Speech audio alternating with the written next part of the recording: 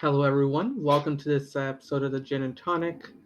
What we're going to be doing for the next 2 or 3 episodes, depending on how many I can pull out of the recordings we're doing, is we're going to be discussing freedom of speech and liberalism with an anonymous speaker that we have on our channel as a guest. Due to his safety and for legal reasons, we're going to be giving him some anonymity, but he has prepared a presentation to which Moose and I are going to be reacting.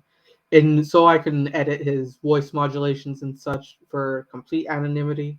I'm pre-recording and interlacing the videos together. So because of that, and because of I don't know how much I'll get after the editing, the next 2 to 3 episodes will have these videos premiered as a series on our regular live stream days. So with that being said, without further ado, I'm going to pass it off to Moose so he can give his rebuttal for Dr. T's presentation. Yeah, so these are some of the notes that I have for Dr. T. When I listen to his presentation, I'll try to be as brief as possible. Also, when Nick asked him some questions, I also went through the content. And again, I'll try to be as brief as possible. So, one section, he said that disagree with ideologies, that's why I'm Muslim. And he claimed to be an ex Muslim. So, Mr. T is like, oh, I became Muslim again. And I said, you can still be an ex Muslim and disagree with ideologies. What bullshit are you spewing? And I made a sarcastic comment that he says he finds only Muslims stand up to ideologies like neoliberalism, where I was like, sure, Mr. T, sure. So because there's a diverse type of people, because I know many ex-Muslims who are against certain Western ideologies. They're not necessarily pro-West or pro-liberalism or pro-conservatism or any of those ideologies. So I find it odd that he claims to be an ex-Muslim, Mr. T, that is. Then, I find it very suspicious because he said, oh, I only left Islam because of evolution and Zulkarnain. But then I found that these are the least problematic elements of the ideology. Because you can even you don't have, there's Muslims who agree with evolution. Now, I was surprised that Mr. T didn't find pedophile Muhammad, slavery, and jizya as problematic in the Islamic ideology. So I was very surprised he never talked about that. And, what made him come back to Islam was that, he was against neoliberalism. And that just dumbfounded me. I was like, what the heck? Like, that's just not very, it just sounds like suspicious. It's like one of those ex-Muslims, people who claim to be ex-Muslims but never were ex-Muslims. Or, those people, again, I'm not judging, but at the same time, it just gets very suspicious because when there's a lot of fake ex-Muslims out there, or accounts pretending to be ex-Muslims. And there's a lot of people who claim they were atheists once, but were never atheists. And I've seen this with a lot of Muslims, even including Mr. T. I've heard this before that, oh, I used to be an atheist, but then I came to believe it. It just, again, it doesn't add up personally to me. But again, that's just a personal nitpick that I have. Now, I wanted to mainly focus on free speech, mainly focus on the free speech aspect. But this gentleman, Mr. T, goes on this tangent about neoliberalism. I'm not a neoliberal. And Nick, you asked me the definition, what I have of neoliberalism, correct?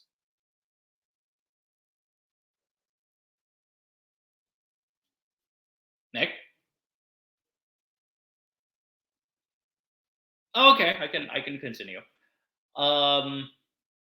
So yeah, my definition of neoliberalism is it's very exploitative, it's purely economic, has no concern for humanity. So, and personally, I know ex-Muslims who are not neoliberals. So it was just so weird. I'm not a neoliberal, so it was just another note. It was just so ridiculous. Now I do agree, and a point he brought out by detransitioners being an unheard voice is that this is true. There's a lot of persons who detransitioned, but they are kind of like silenced, and they have no at times no choice but to use right wing media outlets, but are also misused by right wing media outlets.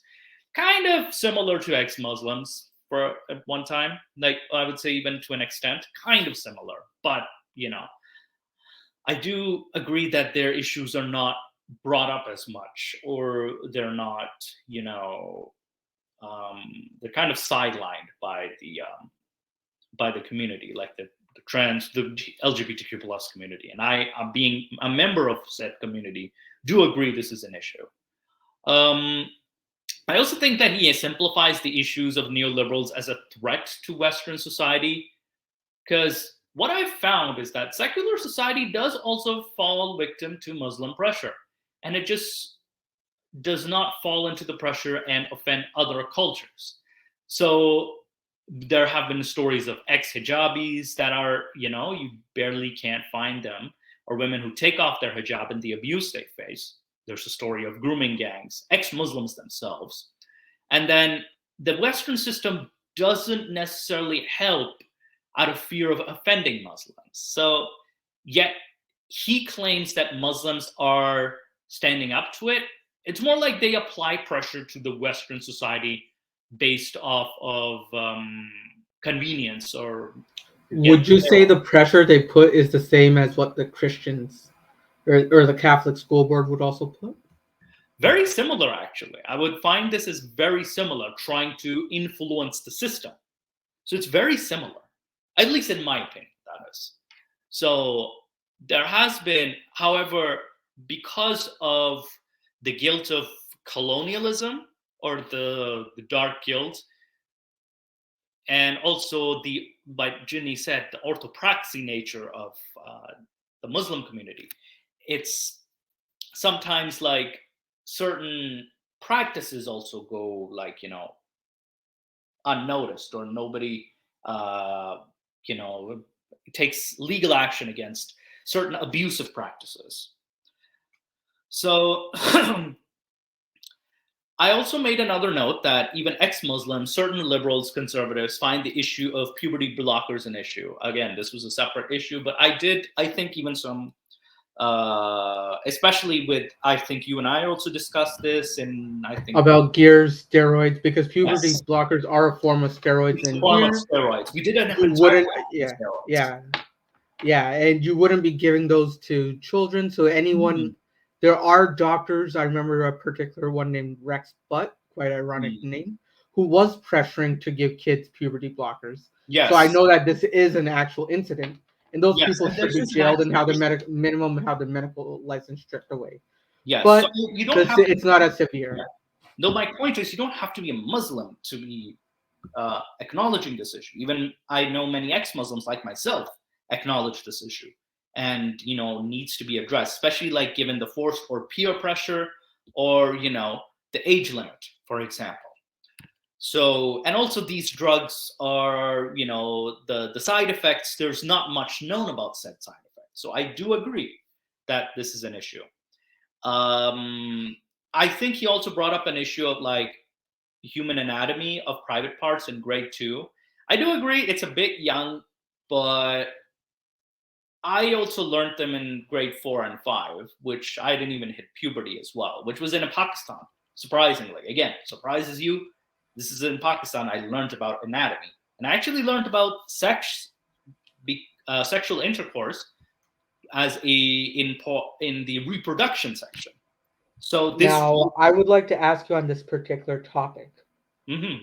Would you say that we should be teaching this kind of content when puberty generally starts for people? I'm not talking about things like precocious puberty, where it starts extra early. Oh, That's no, an outlying case. I'm talking about for an average female and male, it starts between the age of 12 to 14 per se, right? Approximately. So should this not be started at the 6th or 7th grade as opposed to the 2nd grade? Because Yes, that would be closer to a time when it's actually relevant. yes. Now, it's debatable. Personally speaking, it's debatable, but I feel like yes, it's a bit advanced too. This science is a bit too advanced, especially how the organs work. So the science is a bit, it's a bit young. So some school boards do need to step up. That okay, let's just kind of wait on that topic. And who would be teaching this curriculum? I would because I know that there's not, I don't know of any middle school teacher Hmm. who would have the credentials to be teaching a biology class to this level of anatomy. Really? So, no, because a lot of the times, in order to become an elementary teacher at grade 2, you have a bachelor's in education, not an actual degree in some sort of biology or chemistry or history or whatever. That's high school level. So Interesting. and that's depending on region and such. So would you think that a common ground would be saying we'll teach this at the 6th and 7th grade when puberty starts, and we would also have school nurses or medical professionals come in who Yeah, are I actually qualified to agree. teach this? Would you Yeah, say that this is a compromise? I actually agree. And I again, grade 6 is a sweet spot specifically because again, we're hitting puberty. I know I hit puberty in grade 4, end of grade 4-ish, 5. I know I was taught in grade 5 and 6, I believe, that I was taught anatomy. Then again, Indian Pakistani board schools, they teach you advanced stuff way before you're supposed to, just so you can get straight A grades. So it probably that could be the reason. But yeah, I definitely see. However, I did have a point on proper terminology for private parts, like that should be taught, and also certain lessons on how to prevent abuse. I did want to someone to at least teach younger children like how it's good touch, bad touch, right? Something I agree with. So the good touch, bad touch was something I, wish it was taught to us because I do have faced a certain amount of abuse. I won't go into details, but I wish I had known, and I was much younger than grade 2, much younger. So I wish there was someone who had taught that to me. But aside from that, as long, again, I would prefer a curriculum such that it would prevent child sexual abuse, that is, for sure. But, of course, if you want to discuss details of the anatomy, then, grade 6 should be a great spot. Again, it's a bit, I would also talk to like different educators and stuff just to like, get the best curriculum out there. So oh yeah, he mentioned the New Zealand incident. Yeah, it wasn't exactly a part of a class. It was children being sexual bullies. And this actually happens in playgrounds. And the school was very negligent. I wouldn't say it's a neoliberal problem. It's more of a school negligence problem at this, especially in a legal sense. It's a very, especially how the school board did not take any action against, the abuse, did not inform the parents and such. So I actually did to a certain extent agree that, this should have been properly reported, properly, like, the authorities to the parents. This should have been known. So and I would also rebuttal to this, like in the Islamic world. I apologize if I'm complaining whataboutism. In the Islamic world, this shit would have never been addressed. It would have been swept under the rug because of the shame culture, and the girl would have been blamed for not wearing the proper dress. I'm glad at least the issue was came to be addressed by the parents, at least, because in the Islamic world, even the parents would have shut this down too. So, and yeah, he did bring up a good point about the free strip shows. I was like, what the fuck? And because I did see some of this stuff too. And I do agree with Mr. T on this. It's like, and I found this in some churches. It's like, what was happening? Like, and I'm glad in the UK there was one that was, called off. But it's like, who authorized this? Who the fuck authorized this? I apologize for using bad language, but what the fuck? Especially for such young children, too. So I was a bit like, what the fuck? So I'm not in favor of this. So I know. I'm sorry. I wrote this terminology, but like when he mentioned about wrestling, about characters like Val Venus in wrestling, that is, pimp characters like what do you call it? The Godfather in the Attitude Era, in the WWF Attitude Era in the 90s. Now he generalizes it was in the 90s, but technically, this era, the Attitude Era, lasted between 1997 to 2001. Prior to this, content of wrestling was family friendly. They switched this to TV 14. That was the rating. On top, so I don't think this has anything to do with neoliberalism. Because the wrestling characters and storylines, yes, they were written by Vince Russo, this dumbass, and they were mainly targeting college fraternities. So that was their target audience. So at that time, WWE, known as Titan Sports at that time, was I really wanted to call him out on that, but yeah, I was like, Moose is probably going to take care of this. Yeah, I really wanted to rip an old new asshole on him on this one, because this was not meant for kids. That was in the rating. So, and of course, Vince McMahon himself, he's a conservative. Even in some of his storylines, he still thinks the Cold War is happening. Because we had a John Cena versus Rusev. In 2008, professional wrestling shifted to less blood, less swearing, and more wrestling-based stories. 2008 onwards. This was called PG era, or parental guidance era, because they realized that 40% of their audience is children. So this was a business move to make their content less, I would say, adult. And what do you call it? Of course, there was, fans didn't like it, but I actually felt like this was a good move. Also, this was in response to safety of wrestlers. There were other issues that also arose, which was the Benoit murders, this murder-suicide. There was the steroid abuse. Chris Benoit, the guy that shot his wife and child before committing suicide, right? Yes. So the Chris Benoit incident that happened was what drove them to move the product to PG. And also a lot of parents had a problem with it too.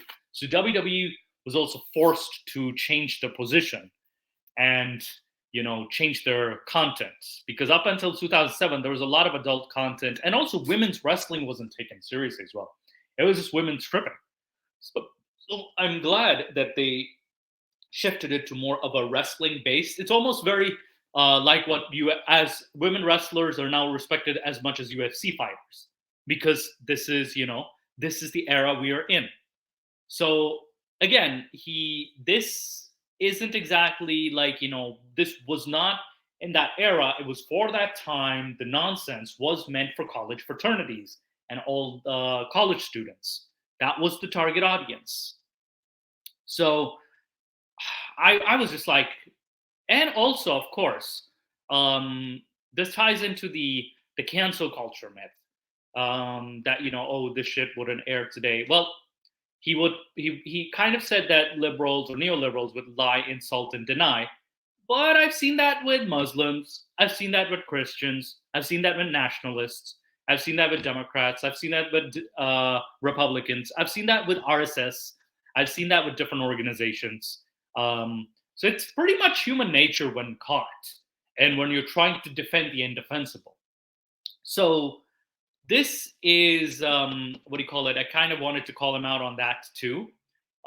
Cancel culture being a myth, and it's basically become the scapegoat term. And I've noticed this online. It's a scapegoat term for liberals, and it's a scapegoat term for the LGBTQ plus or queer community. Because when reality, and this is Ginny's favorite word, culture Ginny's favorite word, is a lot more complex. Case in point, we have Jordan Peterson, who's still popular as a quack, even though, according to the cancel culture myth, he would have been canceled and irrelevant. But now he did, Moose, on that point. I had Jordan as a professor, or Dr. Yes. Peterson. He was canceled and pushed out of his university for his views. Oh, really? In University of Toronto, yes. So he did it. So to say that he didn't face any repercussions is wrong. He did face repercussions for that. You have to be specific. Yeah, so he did face repercussions, but now I would say that he still is popular. He hasn't been arrested by the Canadian government as he claims. That's a bipartisan. I'm going to have to challenge. So I'm not a Jordan Peterson supporter here, but because I know the ground realities of it, I'm going to push you on this slightly, saying it's a dichotomy. Is it that he is losing his popularity, or is it that he faced legal repercussions? He did face legal repercussions, but that doesn't affect his popularity. He lost his job according to the bylaws of the university, and then had to come back later because and then he also had fines that he had to pay, right? So he did have some repercussions, both by the bylaws and by fines that the government gave him. Well, which fines did the government give him, though? I don't know the exact ones, but I remember there were fines that he had to pay. Look it up. Fines that Mr. Jordan Peterson faced, because we can actually verify this, because I've heard this too. Because I know that Bill C-16, his claims about Bill C-16 about jail time, and then he also lost his was threatened to lose his license as well, and then I believe the fees was the fines were up to $200,000 and property seizure. But were these to the university or were these to the for him? No, to the fine paid to, that is. Were the fines paid? The fines were according to Bill 36, the fines were paid to the government. $200,000. Was he charged on Bill C-16 though, or was he charged with Bill 36? Bill, according to Bill 36, is what the fine was. Bill 36, because it wasn't his position against Bill C-16 though. It was, but he was billed against Bill 36. Bill 36. Let me just double check Bill 36. 1 second. Yeah. So the only reason why I'm challenging you on that is because I don't want to get screwed over by people saying that we're giving false statements. If he was reprimanded by the government, wait, hang on. It says treats prostitution as a form of sexual exploitation. Bill 36 is about prostitution. Wait, what? Yeah, it's about prostitution. Yeah, I can show you. Let me show you the thing that I'm looking at then. Yeah, just show me what you're looking at. Because Bill 36 is about prostitution.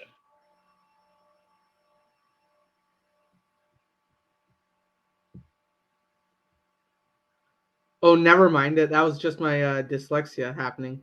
Apparently, it was 16. Okay, Bill C-16. Because I'm like, that doesn't make sense, because it would actually, now I can double check. Jordan Peterson fine on Bill C-16. Was he fined $200,000? Let's double check.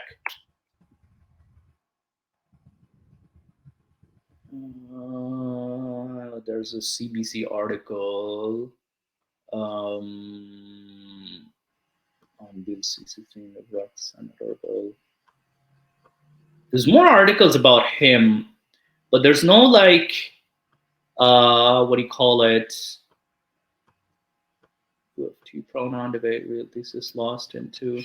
I know Jordan Peterson was fired, but I don't see a fine. Fired from U of T. Let's see here.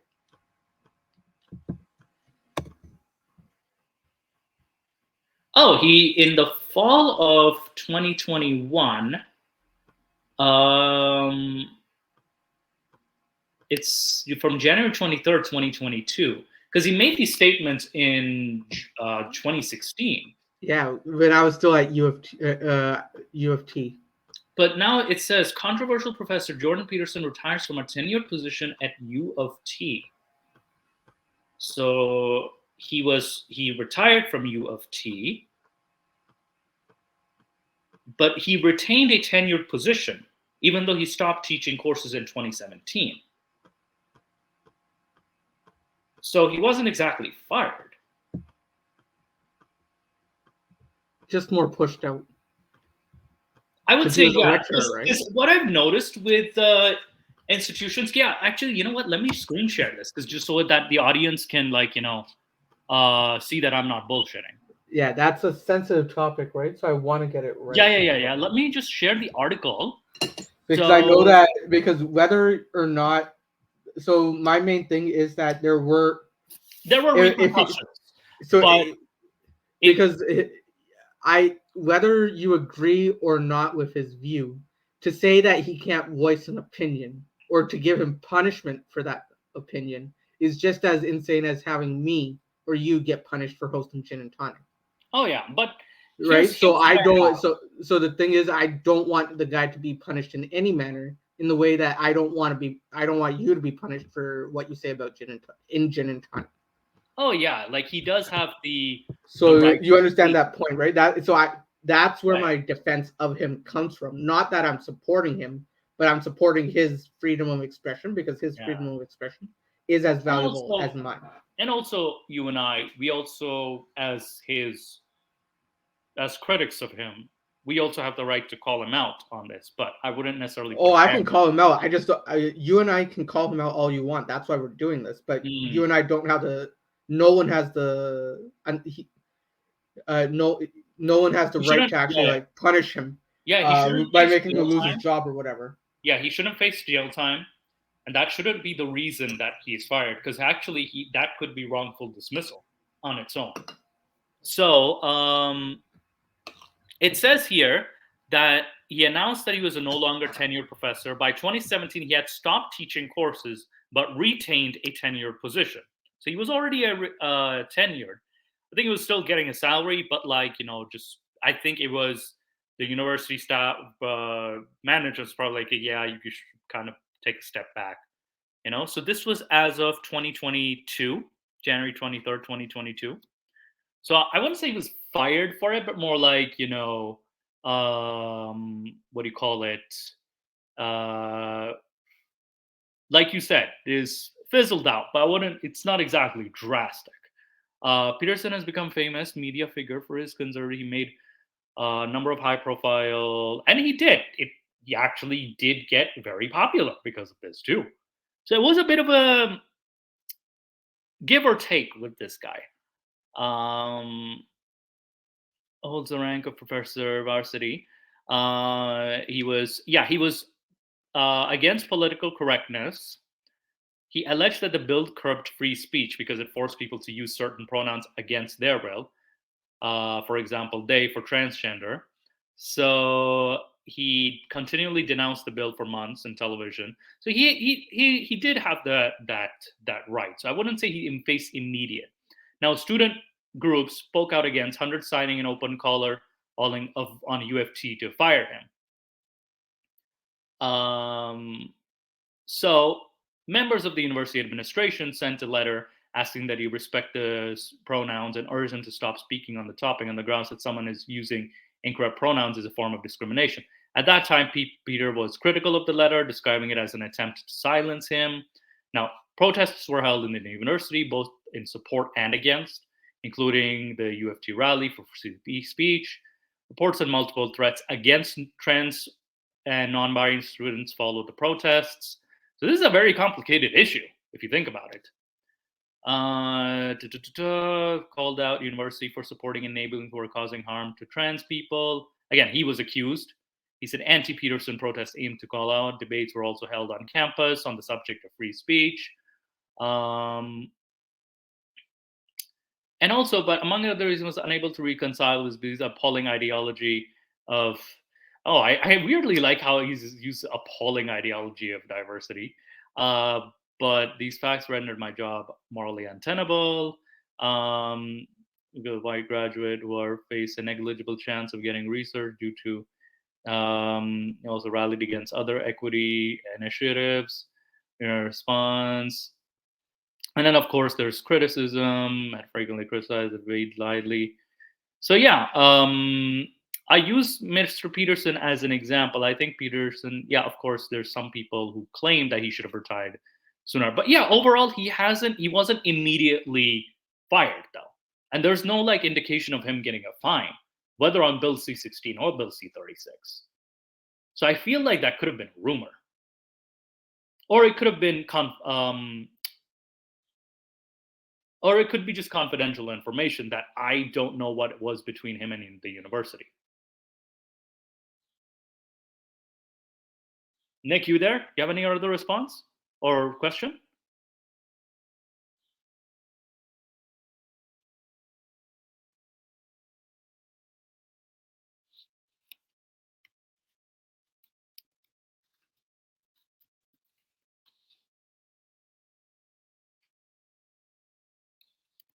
Yo, you couldn't hear me till now? Yes, I can hear you. Yo, yeah, no, I was on mute for, yeah. So Oh, no, what's up? Yeah. So do you have any response to what I said? Sorry for my rude interruption. But yeah, so that was just me trying to like make sure we had all the information. Okay. Yeah, so I kind of gave. I don't see like overall I don't see a So yeah, fine. so you can go to your presentation. I'll try Okay. to not interrupt. Well, again, you. these are notes for, and of course, like now my thing was that cancel culture itself, it's it's not a new thing necessarily, like how Mr. T presented it, but rather like it's a bit more complicated than that. So we still have Andrew Tate or Abu Tate and his supporters too. So, and this man is running casinos and all that stuff. And also Mr. Tommy Dreamer was a wrestler in ECW. He said some nasty things, but he still finds work. I've even seen what do you call it, certain politicians who've said nasty things and can find work. So, but yes, I won't deny there are some narcissistic individuals within the queer community who do overreact. I do not deny that. And comedians themselves losing their, I wouldn't say they're losing their popularity because it actually gave them more content to make fun of. So, like, of course, there was the David Chappelle issue. So I do feel that there are certain narcissistic individuals who do voice out and get a little too carried away. So I do agree with that. Also, there was a story he mentioned about trans kids taken away from their parents. I actually forgot what I was going to say about Don Cherry, but you know what? I was making all these notes, but I forgot. There was a story that alleged that trans kids were taken away from their parents, but in reality, the bill was about. Let me just share the article with you. Ugh, what is up with these ads?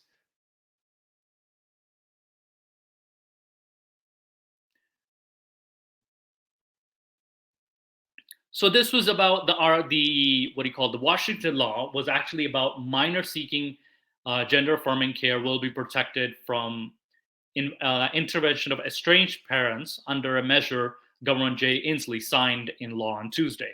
So this is part of the legislation. It's this was a move to give refuge to certain minors, and also the law requires licensed shelters and host homes to notify parents within 72 hours when a minor comes into their care. So there's more like legal procedure behind this. So I wouldn't say trans kids would be taken away from their parents instantaneously. Um, so this was. Also, I'm going to be muting myself just so I don't interrupt your presentation Oh too no, much. no, you can Yeah. speak in. There's another article, which I wanted to talk about. Mr. T also ignores that there's the other side, because of course we have the issue of the state supporting it, but then there's also the Florida bill, which said that trans children cannot take um, gender affirming care, and Florida can't take teens from their parents. Actually, yeah, Florida was there was the issue with Florida. That was a different issue, actually. One second, let me just share this with you guys. So at Florida, the issue was go away. That they passed a bill authorizing the state to take custody of children if their parents have agreed to give them gender affirming health care. So this was was also a very criticized law in Florida, and it overrided the decisions made by the Food and Drug Administration. So they were taking, however, so this was an opposite law, which was a bill taking custody of children if their parents agreed to give them gender affirming care. On one hand, you have some states giving um, protection to minors, trans minors, but then other states would take away the children if their parents agree.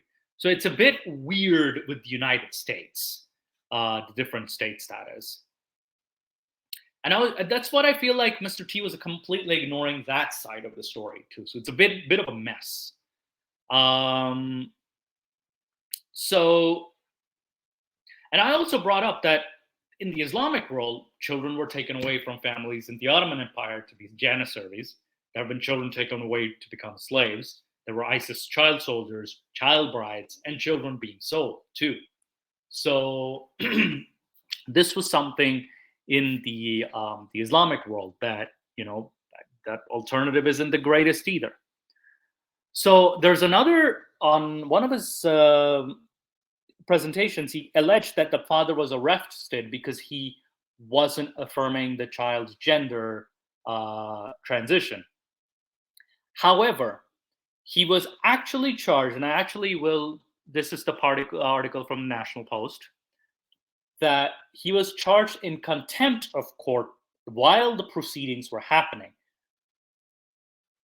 The mother had agreed that's not an issue. He could still communicate with the child and the mother in private, but while the proceedings were happening, there was a court order which restricted his right to express his opinion in public forums, that is, because this was supposed to be confidential information. And I think when there's a court order, especially when a proceeding is happening, that's where you have to respect the court order. Were you able to find the court documents for this so we can show it? Yeah, actually, yeah. Let me just see the article. Actually, I wasn't able to find the court document, but I was actually able to find the article. So let me just show you the article.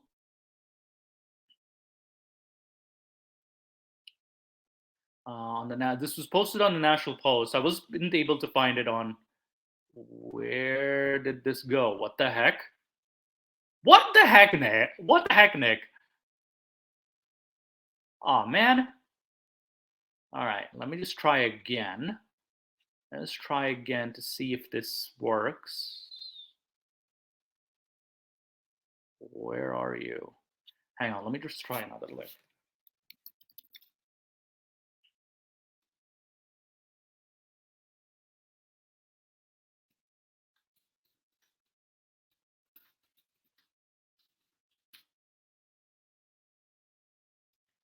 Sorry, my apologies, my apologies.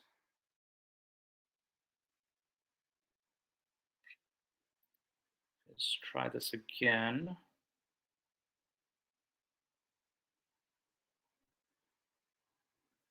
There we go.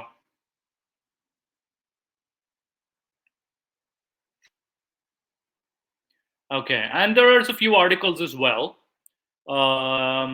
Let me just share this. Holy crap, I have so many links. There we go. I was able to find a bunch of articles on this. So, a British Columbia father arrested, held in jail for repeatedly, again, quote in terms, repeatedly violating court orders over child's gender transition therapy. And it wasn't necessarily about the therapy itself, but rather he revealed information about the child's mental health, medical status, or treatments in public forums, that is. Now, of course, he has the right to object to it, but like he was told by court order not to reveal it publicly, and he disregarded said court order. So he was charged with criminal contempt and violating the court order, and it was why he was being held in custody and was so, if found guilty, he could face 5 years behind bars for violating a court order. So this was more specifically the court order. So, and this in itself, I think as a legal student myself, this is big. Like if you violate a court order, you can get in big trouble. So it wasn't that he was not allowed to discuss with his family. He could have discussed this in private or to other friends. He had the right to do that, but not necessarily on public forums, that is. So the case, especially the opinions of the case itself. So, and he failed to do so on multiple occasions. The issue was that he had failed to do so on multiple occasions. It wasn't just once. So he was given a chance, and he gave the interview to a YouTube channel, and he revealed the information about the healthcare providers, about the mental health, medical status, and the mother's identity. Again, potentially the court gave this just so that they don't endanger anyone involved in any proceeding. And when you breach court orders, you will get arrested. So it wasn't supposed to be, what do you call it? Oh, he's being charged with abuse or refusing to give, care. More so, the issue is that it was the court order that was violated. So I think that was. Do you have any questions about this particular case? None from me. Okay. And then there was an Islamic website. There was another information he shared about police taking away, picking up children, picking up a child because they were not following the LGBTQ forum. Now, and there was a viral video about it. I think you remember that, correct? So I dug into it, and I found it in an Islamic website of German police taking the police taking a Muslim boy away. And then this was a German Muslim civil society and organization that actually talked about this. He said there is a short clip showing the German police taking a child away. This happened as per instruction of the Youth Welfare Office. There are a number of rumors floating around as far as the reasons, such as they took the child because family is Muslim or because they refused to educate the children in the pro-LGBT fashion. All of the above suspicions are unconfirmed, and to be blunt, such stories are simply ridiculous. And of course, he did a lecture series. This is lecture series, why it goes against human decency. And so this is an organization that admits they are against LGBTQ+. Never did in my life Youth Welfare Office knock on my door and inquire about my children, let alone try to take them. So he's done YouTube series about it. And from our experience as Muslim civil rights organization, I can tell we have received numerous claims from families stating that their children were taken because they're Muslim or practice hijab. And every time we investigated these cases, we found it had nothing to do with the religion or Islam. In fact, it was because the mother was addicted to drugs such as heroin and others. And when he says, is there a hidden motive?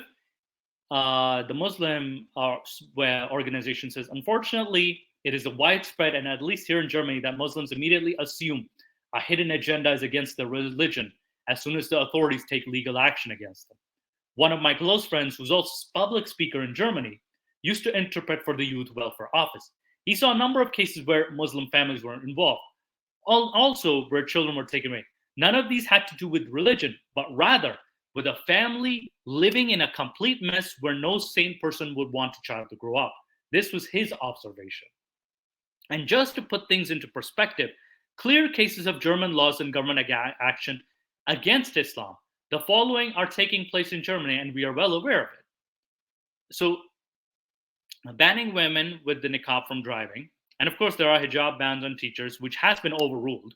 Prayer bans in schools, teachers instructed. So psychologists target Muslim girls and they practice hijab, which is, do you parents force it? Are you sure we can help you? So again, he refers to these issues, but he's like, however, taking a child from his mother is something else entirely. Not even ISIS affiliated parents have their children taken away, convicted, and jailed terrorists have not had their children taken away from their wives. Not even all of the families coming back to Germany from the so-called caliphate have had their children taken away. So then I say this viral incident is because of hijab or Islam is a bit far-fetched. So he also addresses the video that regarding the video that's floating around, there's no information available as far as reasons concerned. Only a short statement by the police where they deny the rumors that are being spread. It shows a small section taking of a court-ordered measure to take 2 children into care. Taking children into care is always the last resort. Again, last resort. It only happens for serious reasons. We cannot give any further explanation about the basis of the decision in order to protect the family and children.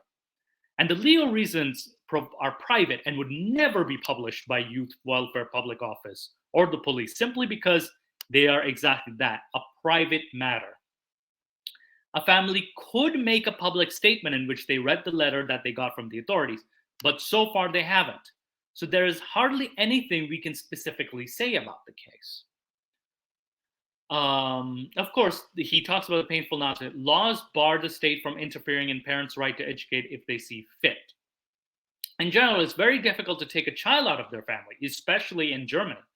We are still traumatized by our Nazi past, where state tried to control the education and take each and every child.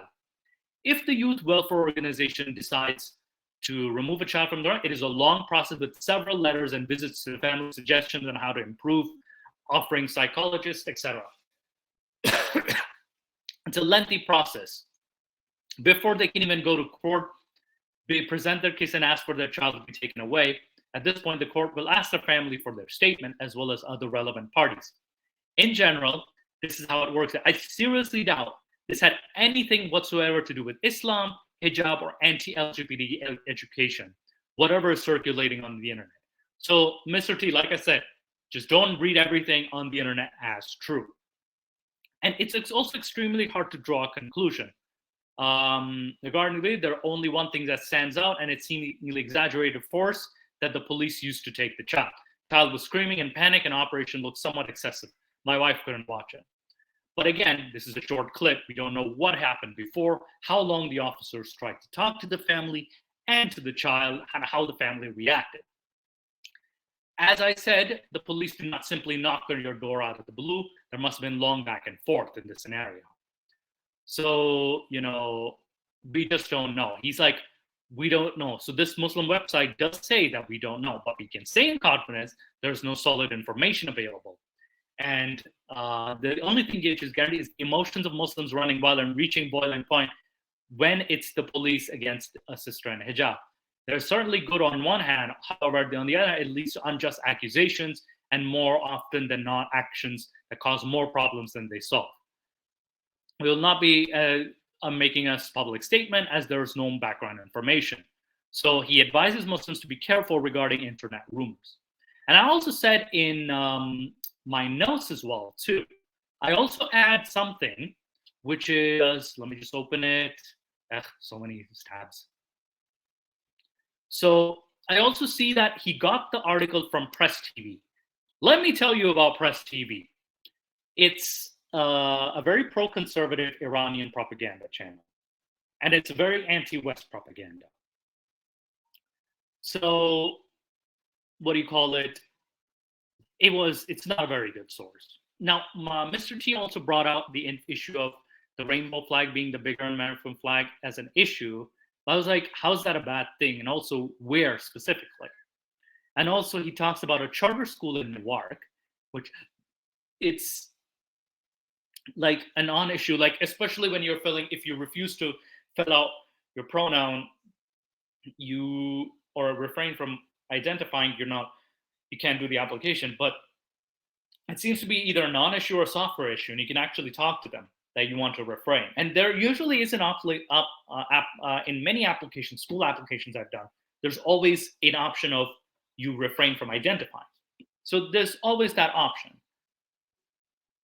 And I also feel that when he said that accommodating for trans persons non-binary pronouns is somehow discriminatory against religions, personally, I find that that's just victim playing at this point. Because these religions do go out of the way, not just to discriminate the queer folk, but they play victim here and their rights, but they're in the position of power. So, and also when he states that you use your job and reputation, now I find that this is a false equivalence to the blasphemy in Islam, that is, because it's a false equivalence in Islamic law, which I'll present. You get a death sentence straight up. You get killed by a mob. So it's a false comparison. Though I do find that there's issues with this, for sure, losing a job and reputation, but I won't necessarily equate again, Moose, what you're doing is what you're doing here also I would count as a false equivalence, because you can't bring that. The issue here is losing the job for saying something different here. This is also freedom of speech. You shouldn't face any consequences. No. Here's what I'm saying. I find an issue with losing your job and reputation, for sure. I find issue with that. However, I find that when he equated it to blasphemy, I wouldn't necessarily equate it to blasphemy laws necessarily, because that would be a false equivalence. Because in blasphemy laws, okay, yeah. Thanks for So what I'm saying is, it doesn't compare to blasphemy laws. I find both situations problematic, for sure. I also didn't find an issue with hospitals advertising certain drugs like puberty blockers. Pharmaceutical. Can we agree that pharmaceutical advertising is the scum of the earth, though? Yes, I do agree. Any drug. I do agree with that, though. Medicine, I find advertising for all medicine a little problematic, though, personally speaking. So puberty blockers that should not be advertised in a way where no medicine should be advertised. Oh yeah, no, I would actually. I shouldn't get insulin advertised to me the same way I shouldn't get puberty blockers advertised to me until I'm 18. So especially which is prescription medicine, right? Because considering it's a prescription medicine, so I wouldn't necessarily advertise that, and especially. I'm okay with over-the-counter drugs. I'm sure there's no issue. Is there an issue with those? If you can't advertise tobacco, you shouldn't be able to advertise. Yeah, I know any medication is advertised in parts of the world. Again, we're keeping it to North America, right? Morally, they should not be. Again, I do kind of find that there's always a label that how tobacco is harmful. And yeah, you have to point out it's legal responsibility. It's your legal responsibility to point it out. But yeah, tobacco is more of a recreational drug, and even like cannabis. I don't think cannabis is allowed to be advertised, is it? Not in Canada. Not in Canada, right? No. Okay. So you can't advertise. Okay, yeah. So I wouldn't necessarily. Yeah, and his issue was, I do agree that there's not necessarily anything wrong with it, but I definitely agree. Advertising drugs is a bit, at least on TV, that is. If it's hospital advertising it? What do you mean when a hospital advertises it, Nick? How does an hospital advertise a drug? Well, you can have health networks advertise or lobby for it, right? Right. Yeah. So I'd say a hospital is the wrong term, but there are health networks that would lobby for certain prescriptions that their doctors have ties or pharmacies have ties with. Yeah, I wouldn't necessarily be against hospitals doing it, but I would have a problem with health networks and certain pharmaceutical companies. Hospitals shouldn't advertise. It's only your doctor and only your doctor should be the one advertising it to you. And what does a doctor's advertisement look like? It's a prescription. It's a prescription, yeah. That's because at a hospital advertising, a doctor has no he has no say in like the actual advertising procedures. It's all marketing people, right? Yeah. No doctor actually works for marketing. He's too busy doing like surgeries or prescribing medicines, right? So a hospital should have no say in what medicines are actually marketed. Yeah. And there are some what do you call it? Like over-the-counter drugs I'm okay with advertising, but not prescriptions, no. Especially puberty blockers, no. Then I think I agree with Mr. T that yeah, we shouldn't advertise this. Then he made a statement: neoliberals making 3-year-olds make the decision. Crap, where was that point? And I think it was about.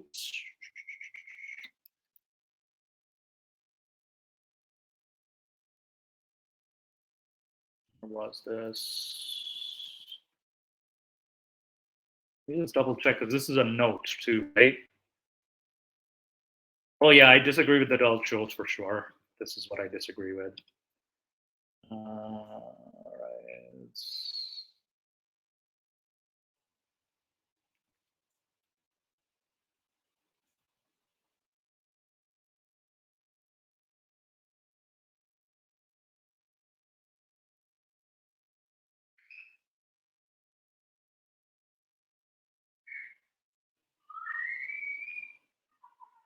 Where was it? Yeah, I do agree that, the what do you call it? However, he claimed that neoliberals are advocating for children to be able to make complex decisions that affect the rest of their lives as young as 3 now. Which I was like, it's not. Is it just neoliberals? It's a bit of a broad statement to make. One. Second, I don't think a lot of people in North America are doing that because 3 is practically like you're not even speaking at this point. So 3 is very young. And it really sounds like Islam because, like, I remember we did the topic of child marriage, you and I, and it was just like the babies in the cradle getting married too. So this was where I was like, yeah, this does sound like that, but I don't think, anybody's making 3-year-olds make decisions. So that was my note. I think there was something about feminism, about feminism being anti-science. Yes, I did agree that there are branches of feminism that are a bit extreme, which make radical claims about being anti-science. Like, there was that claim. So I've seen some radical claims, which I won't deny. These exist. And I do agree, political correctness can going too far at times. It has been going too far from time to time. I, as an ex-Muslim, am against it. And I also agree that there are women who speak out against trans athletes, for example, the trans athlete issue, are labeled as TERFs or trans-exclusionary radical feminists. And what do you call it? This adds to like actual radical trans-exclusionary feminists. and it's lumping them into the same category, which is, we have to be very careful of this because we want to differentiate genuine critics. And it appears to me a similar problem to ex-Muslims when they face, or you and I, or critics of Islam face, we're labeled Islamophobes. And what do you call it? But we're just criticizing the ideology. And yeah, we do toe the line. We have to be also careful of supremacist ideology, Christian, Hindu supremacists that do, what do you call it? Or, you know, what do you call it? Where's that term? Yeah, we have to be careful of, like, you know, not feeding into their hate. We use that for hate. And we kind of make that clear in our channel too. This is not for hate, this channel. Then he made a point about activist violence. Again, it doesn't compare to the, it is pretty messed up though, not gonna lie, it's messed up still. But I wouldn't compare it to the reaction of a religious person, that is. It's not the same, but it's still like pretty, not necessarily something I agree with. There was a sports issue I don't disagree with. I also made a point, yes, you don't have to be a Muslim to just be against this. And I also asked, how is this relevant to free speech? And I think I agree with some of the points he made up in academia. I have heard of horror stories for sure, even about terms like Orientalism and discussing other religions and ideologies, and like how Orientalism is like, oh, you're just being an Orientalist. It was postmodernism he brings up, which is an interesting issue that especially about how the jargon can be used as a mask and getting approval. And I think I agree with this, like that there are certain subjects that are a bit odd. And of course, there was the fat studies, which I admit, it does grind my gears. It does grind my gears at how, like, there's the fat acceptance stuff. And I actually like how Mr. T brought up the so-called affair. So I like how he brought that up. So something I agree with. It was used, what do you call it, to discredit certain subject matters. Like, for example, critical race theory, gender theory, the fat studies, don't like using that term.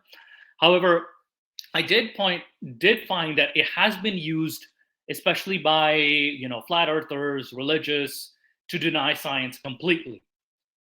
The purpose of the study was to establish that in some fields, they have a very low bar for peer review.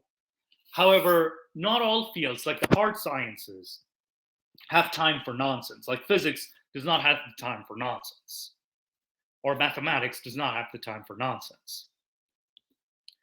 So, and yes. There's one point that I want to make. There's actually these group of people, two mathematicians, I believe, who actually took Mein Kampf, or a PDF version of Mein Kampf, pressed Control F, and replaced Jew with white male. Yes, I read about it.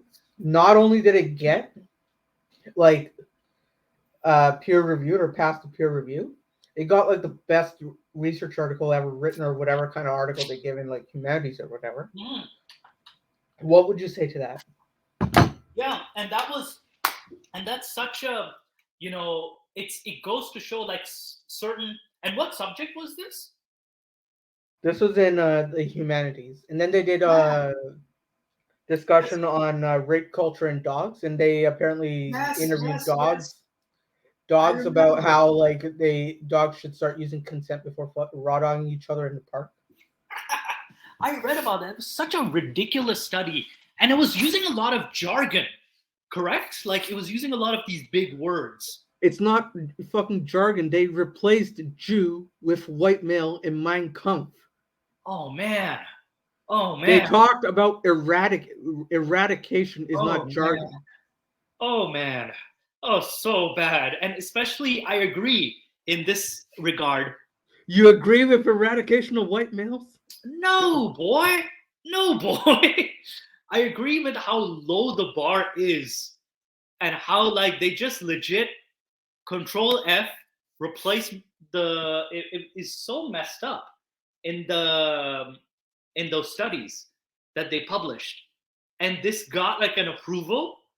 And I read about this. I was like, and I was glad the so-called affair, and there were another study was done as well. And by the way, these guys were not right wingers at all. These were neutral um, guys, actually more left leaning guys, were investigating this. So I read about these guys investigating this, and they this was it was just so messed up how some fields are not taking it seriously. And I agree, some of these subjects, you want to address injustice, but What why would are you you say to doing an your injustice to intellectual integrity? What I would you just say is the fit? So let's ask. I want to ask you this, especially because you're in the legal field. What would you say should be changed, and what sort of standards should be placed? again, I'm not in academia, right? So the legal field itself is a bit, it doesn't address academia, right? But um in terms of how research should be presented, how research should be because presented. obviously, let's say in engineering, the engineering has the PEO. In law, they have the bar association or Hmm. whatever it is. There's a governing body that if I'm an engineer and I start putting my own opinions into engineering, people will die.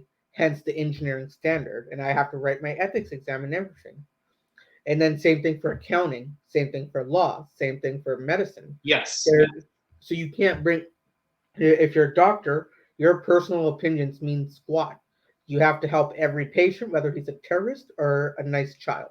Yes, So, what sort of things would you say should be implemented to fix this I issue? think Because obviously, if you're saying that white people should be eradicated, and that's like, bravo, that's the best thing I ever heard, that needs to be fixed. exactly. I agree that the standards that should be introduced is, you know, of course, something. I'm thinking of what ways can it implement, because this is a good question. And again, you would want to set some standards first.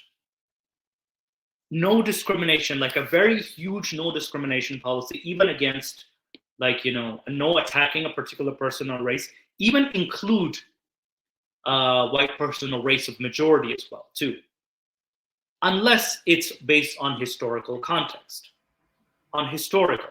And now you also have to set some standards, like, you want to, especially if you want to talk about critical race theory or gender, you want to take your model from sociology as well. Sociology, um, what do you call it? If you don't mind interjecting, I would also need to point out that anyone who even dares to play identity politics in academia, even though they think it's for the better, should have their license removed. Exactly.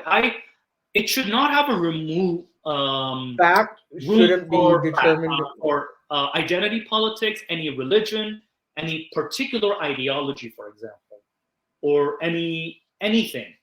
There should be no room for that. And they should, regardless of your background, whatever you believe or disbelieve in, you should there should be a standard that, this is what we study, these are the facts, this is what we observe. Make it more observation based, make it more history based, more factual history based. That's how historical research is done. For example, you find evidence.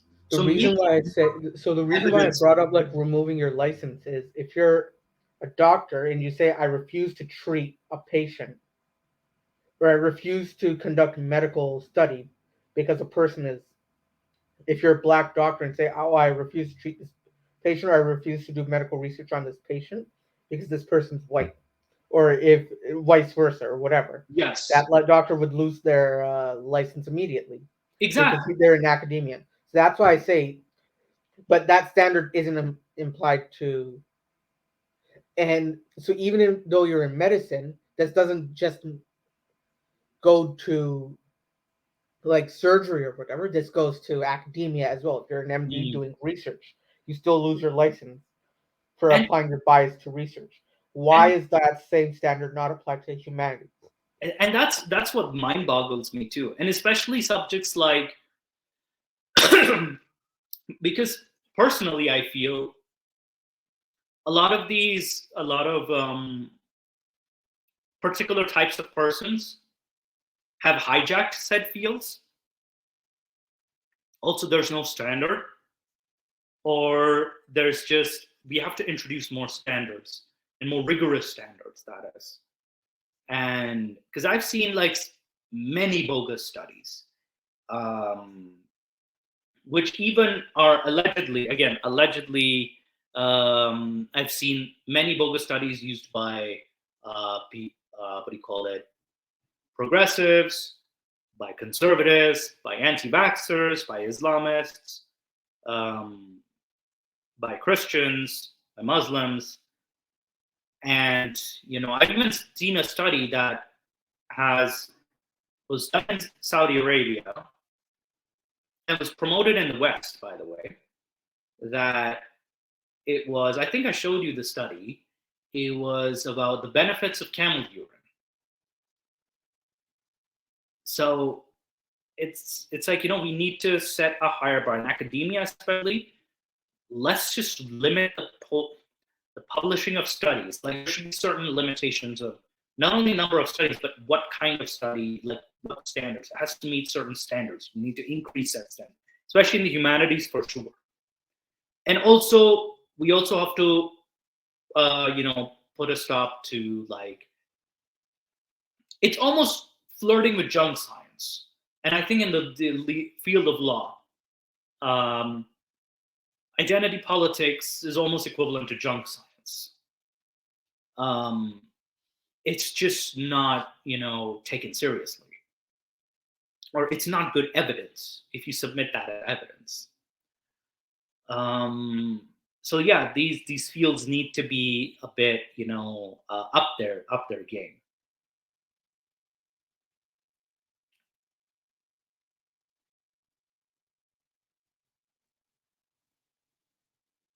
And I think that's. Do you have any other questions regarding this? But yeah, I do agree that the Yeah, so I don't. So I want to just make sure that we address the point where Go. that it's the same punishment or consequence is given throughout academia, where if Mm. a doctor, when researching in a lab, has their own bias, they Yeah, lose. They no longer are a doctor. they no longer are a doctor, and same should be for. Therefore, if a doctor in humanities is not following his standards in testing, he's no longer a doctor. And even this should apply Is to professors and researchers in critical gender, as well as in the humanities as history well, and the right? general humanities. Yes, because this has to apply. Because sometimes, like, you have to be able to address the complexities of topics. Because I know humanities do get more complicated, and this is something we do need more rigorous standards on. I know it Yeah. sometimes does get subjective, for sure. Sometimes it gets subjective. But we want to be able to identify that too. So I do agree that there needs to be more rigorous standards and actually learn to read bullshit. Like at least have people be able to identify bullshit and not have space for bogus studies. So, yeah, and I also, he pointed out the issue of uh, I think it was the trans persons and the black persons being killed. Though I think in one of the studies he said that, one report says that trans is the most endangered. So I haven't read said reports. However, I do have a report here that I was able to find about both trans and black persons being killed. So let me just point this out. Let me just show this. One second. So I think he did the topic on like board says at least 32 trends. Yeah, there we go. So this was a 2022 report that 32 transgender people were killed in the U.S. And trans persons of color account for 81% of known victims this year. And of those, 59% were Black. So, and trans women were disproportionately represented as they had been in years past, also comprising of 81% of deaths. Human Rights Campaign has documented at least 302 violent deaths of transgender and gender non-conforming people since the LGBTQ advocacy tracking fatalities since 2013. The same year, FBI began tracking hate crimes against the transgender persons. Victims have been overwhelmingly Black, under 35, and killed with a firearm. So I think Mr. T was trying to differentiate the issue, but actually there's a bit of overlap because there are Black trans persons being killed as well too. So I think the numbers do get a bit fuzzy. Black transgender woman, 27. This is comprised 63% of all recorded victims since 2013. Human Rights Campaign notes that the number of fatalities is likely an undercount because deaths of trans people often go unreported, or the victims are misgendered in the news or police reports. Data does not encompass those who died by suicide. Again, doesn't include those who died by suicide, which has been also documented at significantly high rates amongst LGBTQ. So trans person deaths are significantly higher amongst LGBTQ. So I think we have to be a bit more clearer on the studies. The report found that 15 trans people have been killed by police while incarcerated in jails, prisons, or IC detention centers. Other victims were killed by a person they knew. 1/5 of the killer is known or were killed by an intimate partner. Ray Muscat was a 26-year-old shot by his girlfriend. Fewer deaths have been reported than the time of the publication, 47 in 2021. So this is a drop, 32 from 47. 57 by the year's end. Recorded science total. Shoshana Goldberg, and research director of HRF, said that the year's report comes amidst the largest wave of anti-trans legislation, and some bills sought to limit discussion from, and prevent transgender children from bringing forwards or using bathrooms that aligned with their such bills said fuel. Yeah, she does have a point that such bills do fuel anti-LGBTQ sentiment by painting queer and transgender people as monsters, so they are at risk to. They paint them as risk to children and communities. The state 725 anti-LGBT, including 17 directed at trans persons, more than 145. Although the bills do not directly, they don't encourage violence. Goldberg said they enforce a culture of bias that is often exacerbated by racism and sexism. Again, the racism because majority of the victims were victims of color, especially Black trans persons. So this was quite disturbing. I actually was looking at these studies. So yeah, I'm glad Mr. T brought up the issue. What do you call it?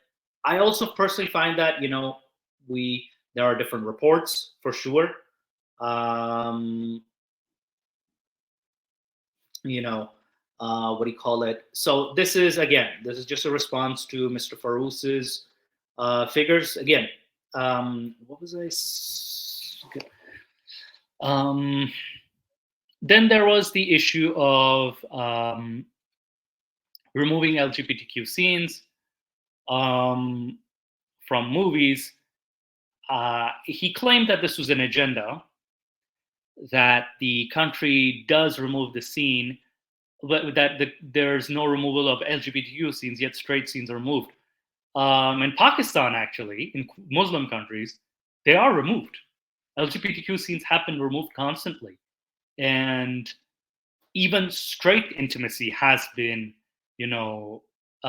removed. So a lot of these have been censored in Islamic Muslim countries, especially the famous drama Ertugrul, as well as certain Disney cartoons, it's been censored pretty much.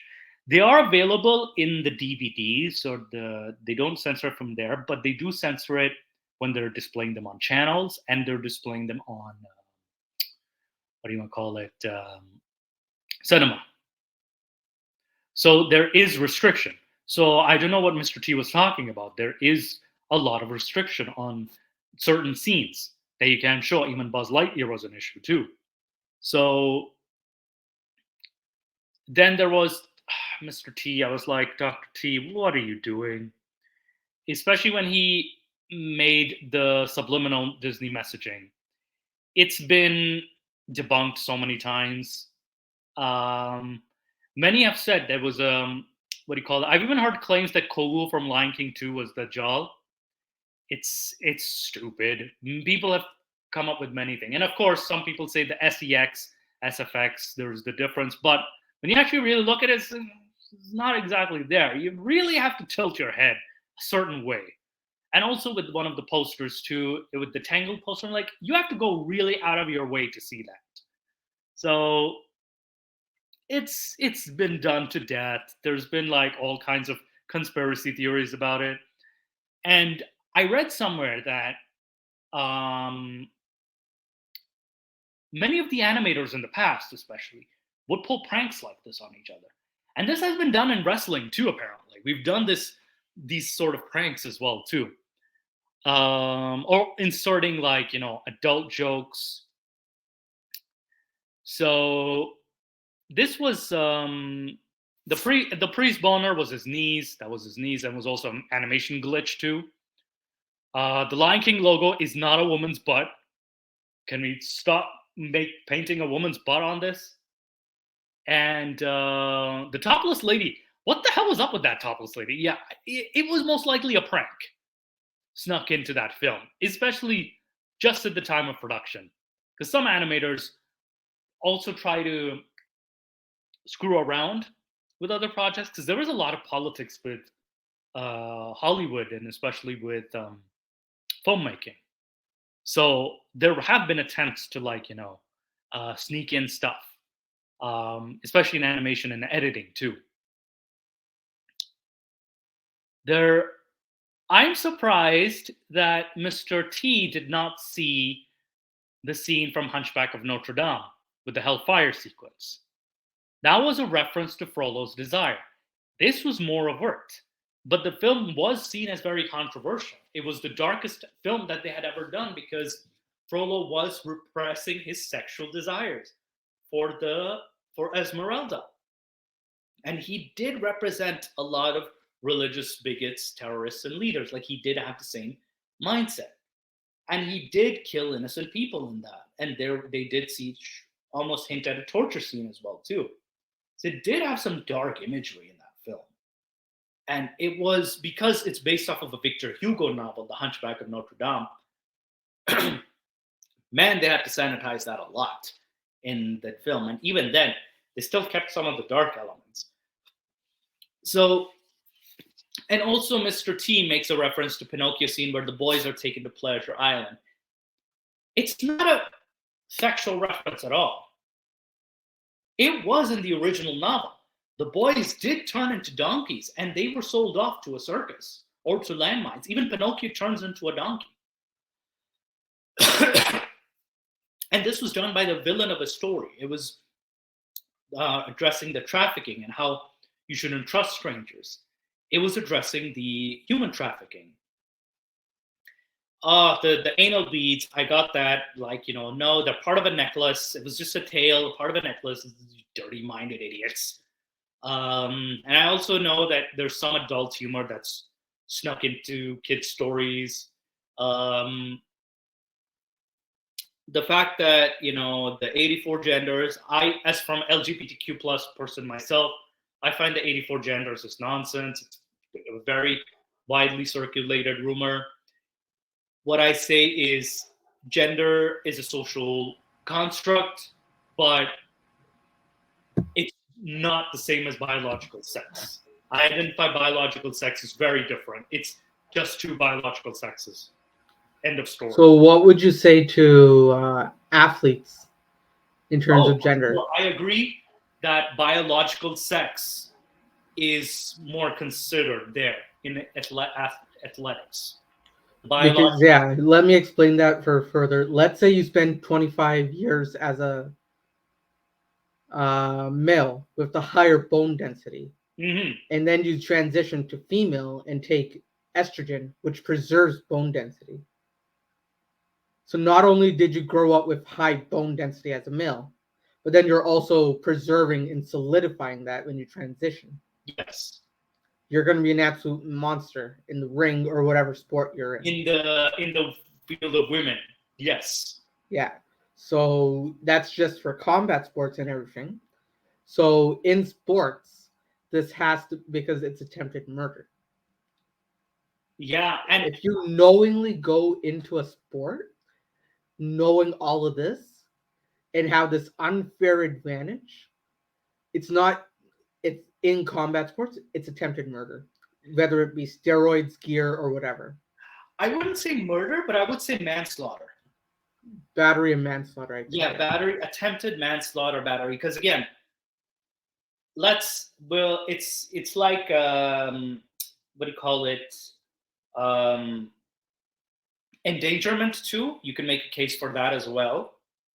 Endangerment of an athlete.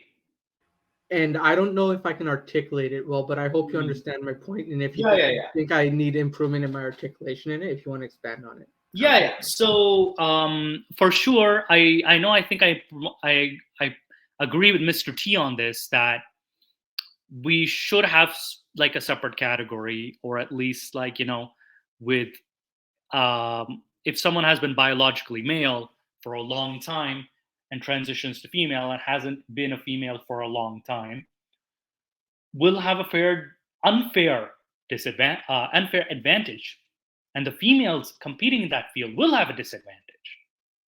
So I do agree, um, that this is an issue that needs to be addressed, and this is an issue, I find, because let's face it, male muscle structure very different from female muscle structure. And this is, I also have a background in wrestling too, and I have wrestled both male and female wrestlers in practice.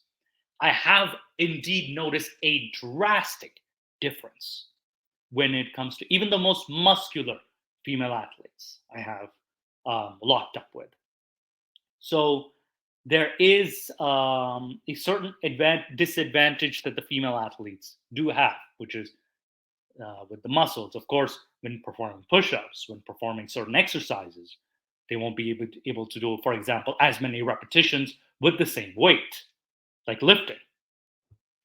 So the male athlete will have the advantage in that. Even in fields like soccer, there have been demonstrations of, like, how even teenage boys are able to beat, the soccer team, a regular soccer team, even though they're just teenage boys. A college female soccer team are able to be beaten by teenage boys, which goes to show that there is a difference in the stamina as well as the muscles and the. So this is where I agree that there should be, like, biological sex should be more important in the field of sports. That is. Does that answer your question? Yes, it does. Thank you. But yeah, I want to put it out there just Yeah. as to why, because And what do you call it? I did find that there was a study of trans brains, albeit it's a controversial study, though. It's a very controversial study. It needs to be done. I don't know if you can correct me on the study if you like. That the brain is, like, again, the brain of a trans uh, female, that is, like, again, trans woman who's biologically male but transitions to female, the brain is more like a woman, that is, hence the desire to be like a woman. And I think it's a controversial study, but yeah, I would definitely point out to that. I think Mr. T pointed out there was a segregation issue, which was with the Nevada students. So let me just open this article, because there was a rumor. Again, I found that the article that he posted turned out to be a rumor. Allegedly, that is. It was a rumor. So it was a rumor by another website University of Nevada denies banning white students from identity-based dorms set aside for blacks and Latinos. So the report came on Wednesday. The like you know like and it's a taxpayer-funded university, and it denied claims that there were identity-based dorm rooms off limits to white students for safety.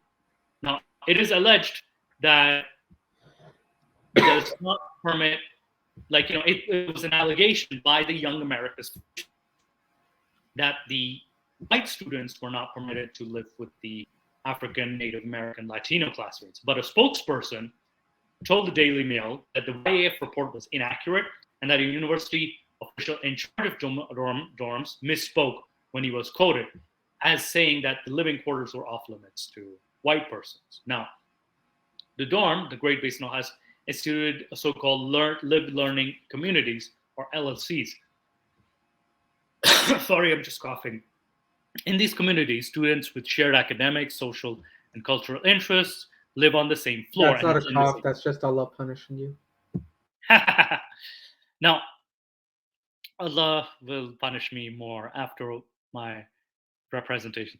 This experience is considered high impact. You know how to stop that? Do you know how to stop that? Stop what? Him punishing you? Just yell, Daddy. Hey, quiet boy. Quiet boy. Now, the article says that the experience is high impact practice, first year to second year retention rate. The LLCs are designed to make it easier for students to interact and engage with academic and administrative faculty outside the classroom, as well as develop personal relationships with peers of similar academic, social, and cultural interests.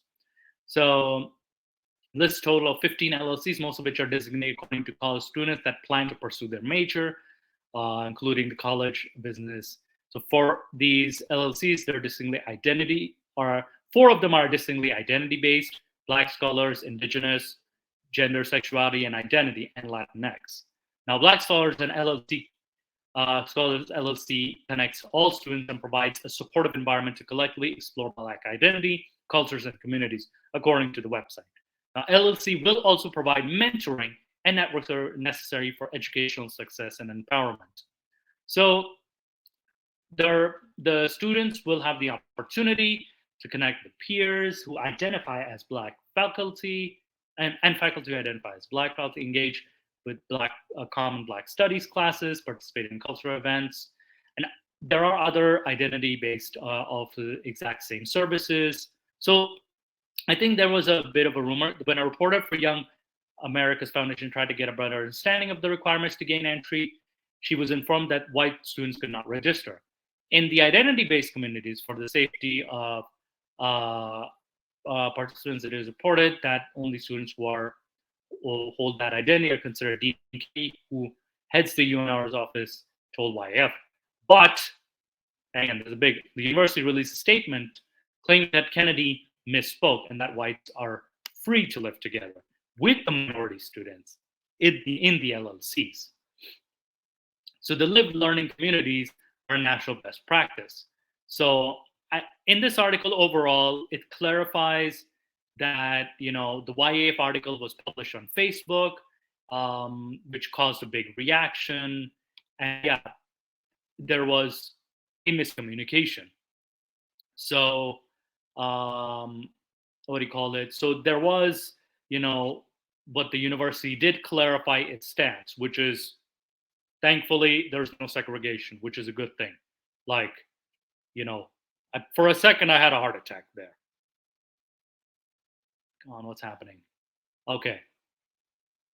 And I also, overall, with Mr. T's presentation, I found that there are a bunch of issues, each are separate issues, but you can't bundle it into one problem of neoliberalism, that is. Because a lot of these are separate issues.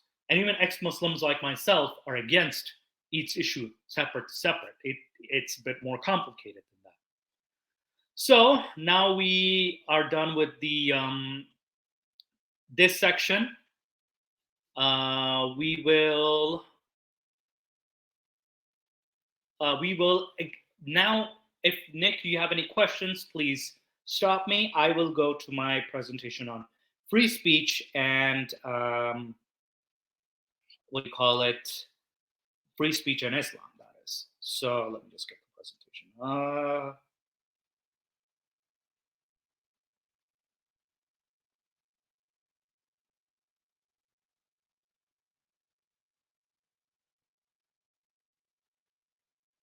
One second, I'll be. So, oops,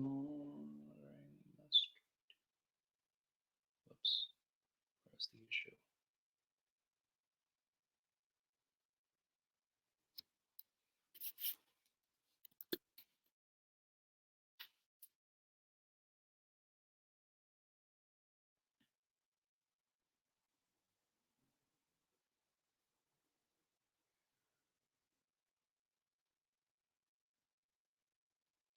All right, so I have the presentation ready.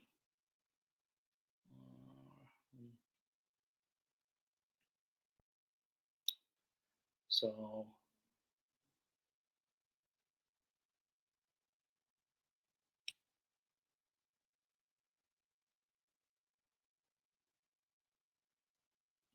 right, so now we're going to talk about Islam and the freedom of speech and expression. And what I'll discuss is that I'm going to bring up some scripture, some statements by scholars, what do you call it, what the ideology says. So,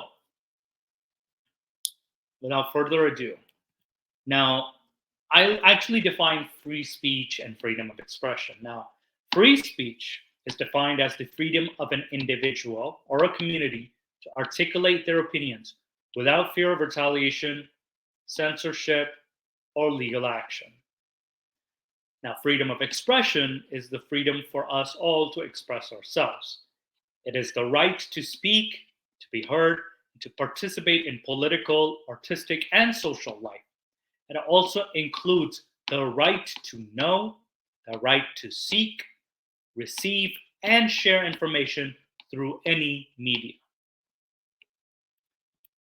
Now, according to the United Nations, Article 18, everyone has the right to freedom of thought, conscience, and religion. This includes the right to change their religion, belief, and freedom, either alone or in a community with others, and in public or private, and to manifest his religion or belief in teaching, practice, worship, and observance. Article 19 says everybody or everyone has the right to freedom of opinion and expression, and this right includes the freedom to hold opinions without interference and to seek, receive, and impart information and ideas through any media, regardless of the frontiers. Now, Canada's charter says everyone has the following fundamental freedoms: the freedom of thought, belief, opinion, and expression, including freedom of the press and other media communication. And protected expressions are examples as follows: music, art, and dance. This is a form of protected expression. Because in Canada, you can even have posters. Posters are a form of protected expression. Now, expressing oneself with the language of choice. You are not restricted to a particular language. You can express yourself in English, in French, Mandarin, Punjabi, Urdu, Hindi, Arabic, the language of your choice. So you have also the right to picket, you have the right to protest, you also have the right to import literature, any kind of book that you would like to read. You also, the protected expression is broadcasting, like we are doing right now, we are broadcasting. Loudspeaker noise, especially, this is a form of protected expression. You have the right to vote. This is also a protected expression too. Then we also address the First Amendment of the United States, which is freedom of speech. Some of these else examples also include right not to speak, right not to salute the flag, the right to protest war, to use certain offensive words or phrases to convey a political message, to advertise commercial products, and you do even have the right to burn the flag.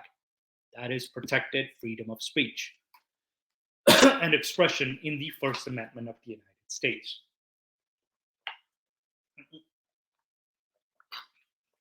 Sorry about that. Now, it does not include the right to incite imminent lawless action. This was decided in Brandenburg v. Ohio in 1969.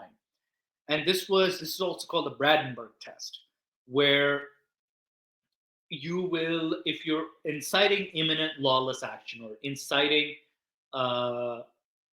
like genocide as to imminent lawless action, then this is not protected speech. This speech will be is a violation of the First Amendment, according to this case, that is. Now, I wanted to ask, does Islam support freedom of speech and expression? Simple answer is no. But again, we're not here for simple answers, are we? We want to actually dive in deep. We want to see into what the situation is. Now, I remember doing a presentation on apostasy, that is, myself leaving the religion. There are some Quran verses and hadiths that I will state. So Quran 5, chapter 5, verse 54 states, O you who have believed, whoever among you should leave his faith, soon Allah will produce a people he will love, and who will love him, humble towards the believer, powerful against the disbelievers, fighting in the way of Allah, and do not fear the blame of the critic. That is the favor of Allah. He bestows upon it on whom he wills, and Allah is all-encompassing and all-knowing. So this is kind of saying that if you leave your faith, we don't like you, like Allah will replace you, blah, blah, blah. Sort of like, backstabbing at the apostate. Now, however, Quran 9:66, let me actually pull up the exact verse. Second, Quran 9:66. So,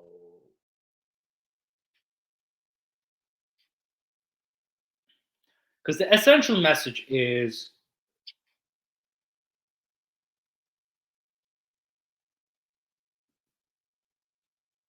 punishment, that is. So let me just share this.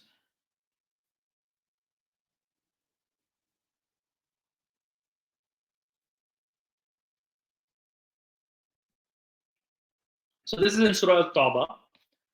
It says here, do not make excuses. Verily, you have disbelieved after your belief. We pardon on a party on you, and we will punish a party because they were criminals. And Darbandi says, make no excuse. You are disbelieving after declaring, if a part of you we shall pardon, but a party of you we will torment, for they have remained sinners. Now again, there is punishment. It means that there is punishment for leaving the faith. It's not exactly explicit because it talks about certain parties. So we will explore more. Now, however, Sahih al-Bukhari 452-260 says, which Ibn Abbas states, that if a Muslim discards his religion, he reports Muhammad saying this, a Muslim discards his religion, kill him. And one of the famous clerics, Yusuf al-Qardawi, stated, Islam only exists because people fear being murdered if they leave. And honestly, just to convert, you just have to say the Shahada with conviction. And, it's basically accepted.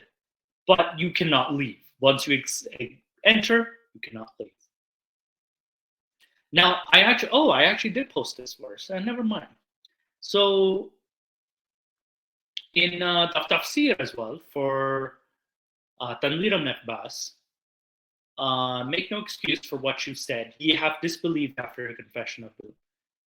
So, Juhair ibn Hamad, because of belief, while claiming you are believers, we forgave a party of you. Juhair ibn Omer, because he did not make fun of Allah or the Messenger, but laughed with the others, a party of you. Wadi ibn Jurham and Dad ibn Qais, we shall punish because they have been guilty, because they were inwardly idolaters. So they were, if you just laugh while making fun of Islam, you can get spared. But just don't make fun of it. Don't actively make fun of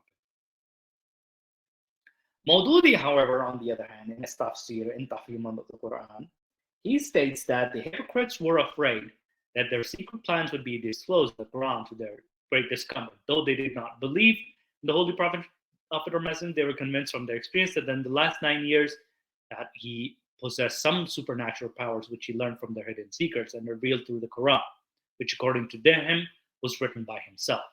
So this is, it's also talking about hypocrites, but it's also talking about certain people who did laugh with Muhammad. Now, there's chapter 2, verse 217 states, and the important part is, they ask you about fighting in the sacred month. Say, to fight in the sacred month is a grave matter, but barring people from the path of God, to deny him and expelling people from the sacred mosque are far graver in his sight, and persecution is worse than killing. They will not stop fighting you until they make you renounce your faith, if they can. Whoever of you turns back from his faith and dies as a denier of the truth will have his deed come to nothing in this world and the hereafter. He will be an inhabitant of the fire, to abide therein forever. Threats of hell to the apostate. Now, apostasy, however, there are kinds of apostates too, in which Shia Islam, defines. Milli apostate and a fitri apostate, according to alislam.org. A fitri is where the apostate has Muslim parents and leaves Islam, which is me. A milli apostate is the one who came from a non-Muslim background, converts, and then leaves. If there's a female, either milli or fitri, if she does not repent, she is flogged and imprisoned. A male milli apostate is subject to the death penalty. A male fitri apostate is executed. So for me, someone like myself, it's worse. If you're living in a foreign country and you can't enforce the death penalty, their spouses become non-halal for them and they're forced to be divorced. And what, there's more these are the punishments for Islam for free speech and expression. Quran 5:33 says, cut off the limbs of the person who wages war against Allah and spreads mischief. Quran 6:93, says, who can be more wicked than the one who invents a lie against Allah? Then in Sirah of Ibn Ishaq and Ibn Hisham, Muhammad did order the killing of Asbam and Marwan, who recited poetry against Muhammad. He also ordered the killing of Abu Afaq, a Jewish poet, for opposing him. And then in Sunnah Abu Dawood, it says, a Jewess used to disparage Muhammad. A man strangled her to death, and Muhammad declared no penalty for the killer. So these are some of the precedents, punishments set in the Islamic faith.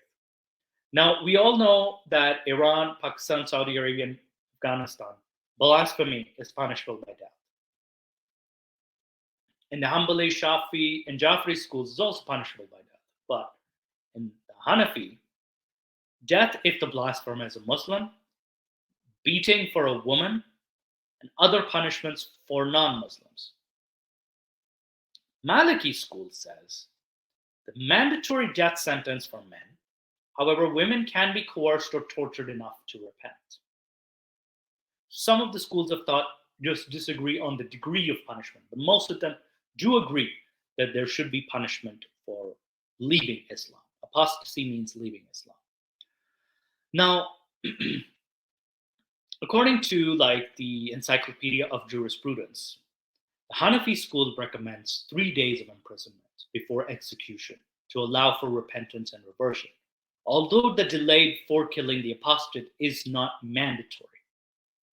Male apostates must be executed, while female apostates must be held in solitary confinement and beaten 3 days until they recant and return to Islam. So much for freedom of thought. The Maliki school allows a waiting period for 3 days for repentance and reversion, after which the apostate must be killed. This applies to both males and females. The Shafi school says the waiting period is 3 days for repentance and reversion, after the apostate must be killed. This applies to both males and females. 1 second. The Hanbali school represents the waiting period for 3 days for repentance and reversion, and then the apostate is to be invited 3 times to repent and revert. If the apostate refuses the invitation, they must be executed, male or female. Now, and moves just to let you know, I don't want to rush you on this, so take your time. But this is a tangent a bit from the main topic. No, it's actually addressing freedom of speech.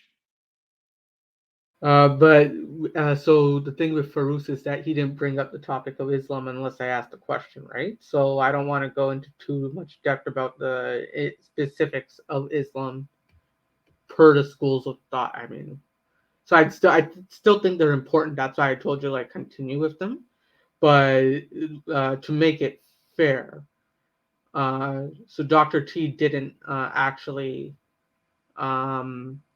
bring up Islam unless I asked him questions. So I don't bring up Islam? Is that what you're saying? I still think it's important because we are an Islamic channel. Yes. So, but the thing is, the whole topic of Islam for this discussion will be a tangent. So I'll probably have to put this at the end or something because it doesn't directly address any of the points that Dr. T made. Yeah, because it mainly addresses the big topic, right? The expression, freedom of speech itself. And I did define freedom of speech in the beginning while we were gone. Yeah. So, I do want to go over these. Yeah, so go ahead. Then I apologize for my interruption there. But yeah, at this point, I'll have to see where I would put this stuff. Sure. Yeah, that's fine. There's some points I wanted to bring up, like scholarly opinions that about blasphemy. That is this is by Sheikh Abdul Qadir al-Sufi in a fiqh concerning those who insult the Messenger of Allah. He says that there are absolutely no opinions, no variants, no exceptions. Even Muhammad ibn Sahnun said that even if a man claims that it is part of his religion to insult the Messenger, and so in his religion it is lawful, that makes no difference to us. If he openly insults our messengers, may Allah bless him and grant him peace, then our religion makes it lawful to kill him. This is surely the inescapable center of the current affair. The arrogant kuffar have to learn that the world contains a 2 billion community who have a different set of laws from theirs and who can never be detached from that law. I'll also go over some of the legal definitions of what constitutes blasphemy. And what constitutes as apostasy as well, because again, this will be important. According to Kitab al-Fiqh al-Madhab, this is the Urdu translation, and I actually found this from the Canadian Society of Muslims. They actually took this website down.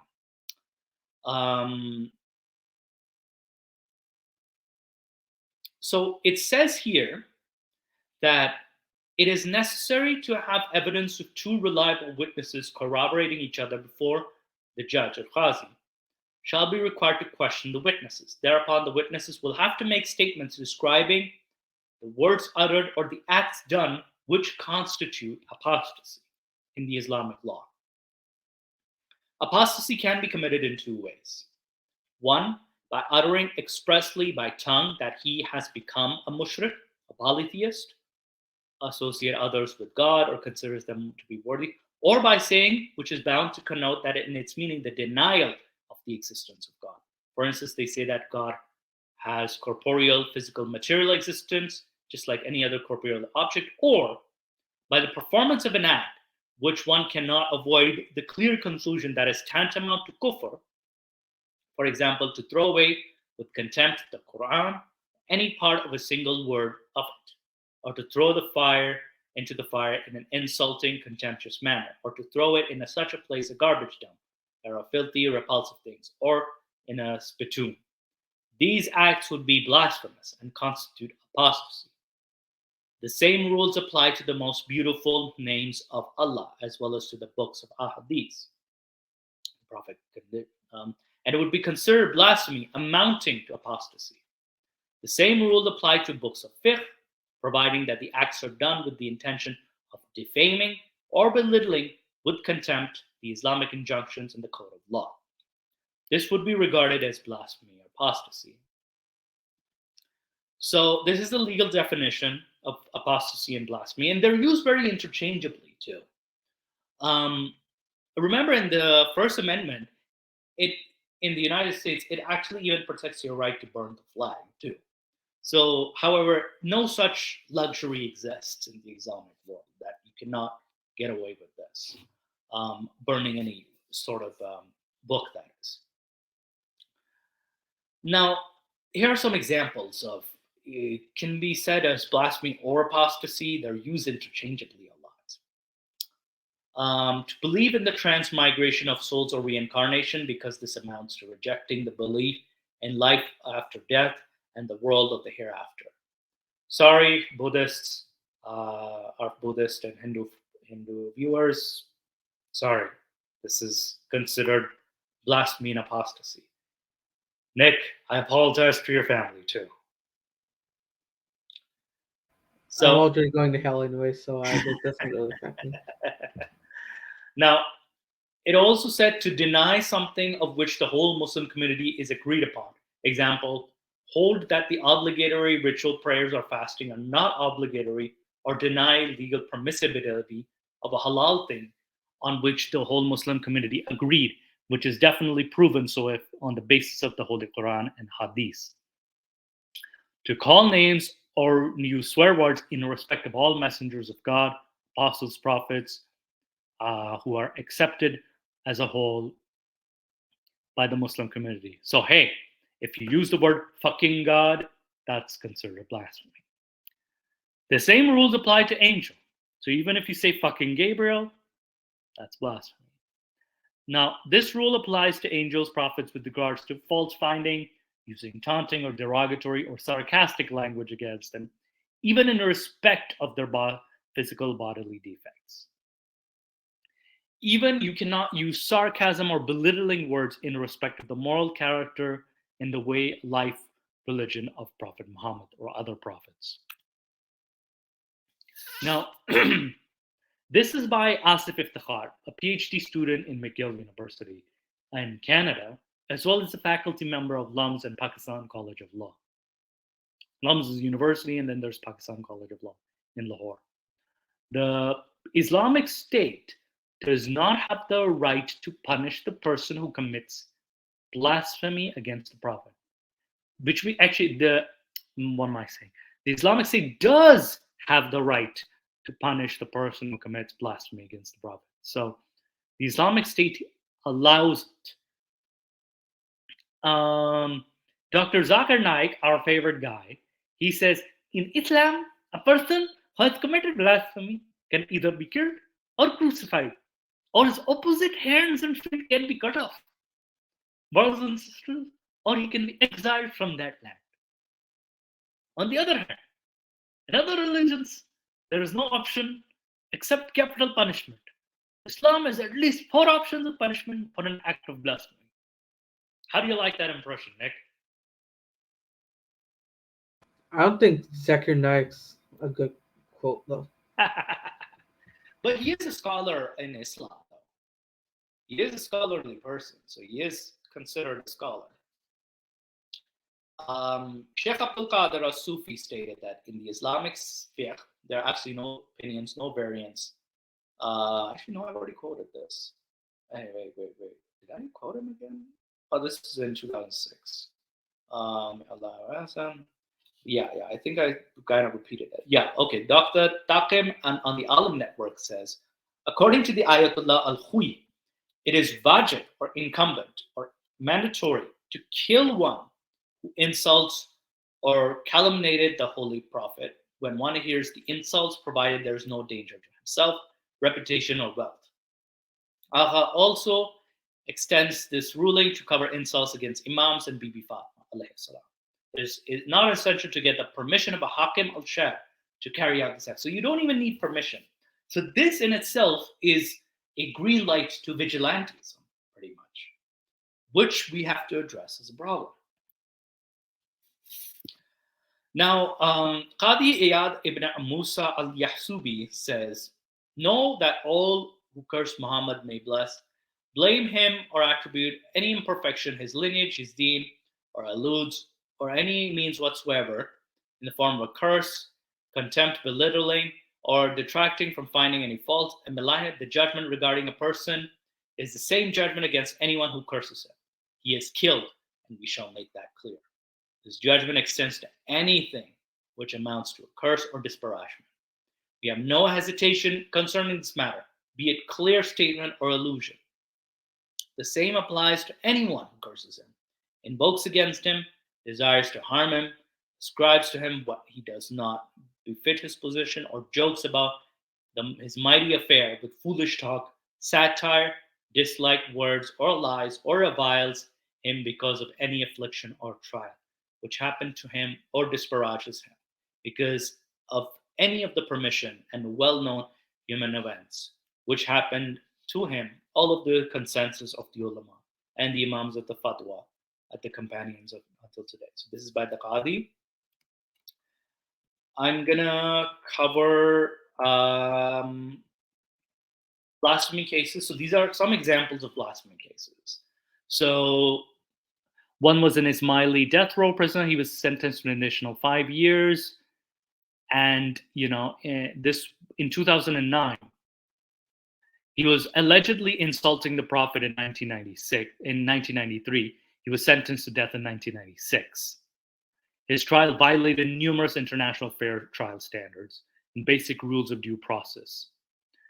Raif Badawa, he was setting up an electronic site that insults Islam for his website that details abuses by the Saudi religious police and questions the predominant interpretation of Islam, Wahhabism. So he was charged. Jeddah's prosecution service referred the case to the court and requested 5-year prison sentence and a 3 million riyal fine. Amidst the arrests, he had death threats. Badawa had to flee the country. Sabri Bogde, he was Turkish barber. He was sentenced to death on blasphemy charges after an unfair trial. Thankfully, King Abdullah, after receiving correspondence from Turkey's president and prime minister, pardoned Bogde, and he was released to Turkey. Again, there was another situation in 2005. Muhammad al-Harbi, he was sentenced by a Saudi court for more than 3 years in prison and 750 lashes for speaking to his students about his views on a number of topics such as Christianity, Judaism, and the causes of terrorism. So even speaking on topics could actually land you in trouble. Muhammad al-Sahimi was banned from teaching and sentenced to 3 years in prison and 300 lashes for endorsing allegedly un-Islamic sexual, social, and religious practice because his discussion of his topic on varying concept of love in poetry. So even discussing poetry can actually land you in trouble, even though there's a lot of sexual references in poetry. And he was sentenced to prison and lashes. There have been blasphemy cases in Iran too. And I think there have been executions we were talking about as well. Muhammad Raza and Arash Ramnishpur were hanged on January 28 after being convicted of being enemies of God and members of the outlawed pro-monarchist group. The semi-official Islam news agency said the two were charged with plotting to topple the government and had been tried, apparently implying that they were part of a protest movement over June's dispute presidential election. Opposition source said the two were arrested 3 months before the elections. This gets very shady. Hashim Ahajari, an Iranian university professor, was originally sentenced to death on blasphemy charges after calling religious reforms and declaring that Muslims were not monkeys who should blindly follow the teachings of clerics. The case led to an international outcry, protests from thousands of Iranian students, and resignation of 20 Tarbiyat Madras university department chiefs. Although he decided not to appeal the original verdict, his lawyer filed it on his behalf. Under the pressure of the Iranians, as well as the international community, the court reduced the sentence to 3 years imprisonment. After serving 2, he was released on bail in 2004. So this had a good ending, at least. However, the blasphemy cases in Pakistan, oh boy. Muhammad, though, again, there was an article that said no one convicted. More than 30 accused have been killed by lynch mobs. This was in 2011. And we have actually had Pakistan underreport incidents by lynch mobs. Muhammad Imran had been accused, jailed, and tried of blasphemy, only to be gunned down 2 weeks later. Rubina Bibi, a Christian woman, was arrested after a Muslim woman accused her of blasphemy. The woman claimed Rubina Bibi made derogatory remark about the Prophet Muhammad. As of March 24, she's still imprisoned. Munir Masih and Ruqayya Bibi, a Christian couple, were convicted for touching the Quran without washing their hands and sentenced to 25 years of imprisonment. A Christian, Kamar David, was arrested in 2006 for found guilty of outraging the religious feelings of Muslims and sentenced to life in prison for blasphemous messages he sent to his cell phone. A 22-year-old shopkeeper, Imran Masih, was beaten by a Muslim mob, arrested, and sentenced to life in imprisonment for burning what a rival shopkeeper claimed were pages of the Quran. Again, there was no investigation whether they were even pages of the Quran. Hector Alim, a 51-year-old human rights activist, was severely beaten, tortured in 2009, January, on blasphemy charges after objecting to the destruction of a church. In 2014, he had been released. He was in jail 5 years. Yunus Sheikh, he wrote the book called Shaitan Maulvi, or Satanic Maulvi, was arrested and sentenced to life for writing allegedly blasphemous book about the Quran and Islamic justice system. Anwar Kenneth, a 40-year-old government official, was sentenced to death for declaring that he is the Christ and that Islam is a fake religion. Khalid Gil, a leader and spokesman for Pakistan's Liberation Front, said, "We think justice has not been done in the case of he should have been treated in a mental hospital." Zebun Nisa, 1996, was a mentally retarded woman, was imprisoned for 13 Hey, don't use that term. It's not nice. It's differently abled. Hey. Fine. I'll use mentally disabled woman, was imprisoned for 13 years for blasphemy and had never seen the courtroom until 2010, when finally they ordered her release. So for 14 years, she... The reason why I was able to correct you on that as well is that I'm actually of the differently abled community. Yes, so you are allowed to do that, yes.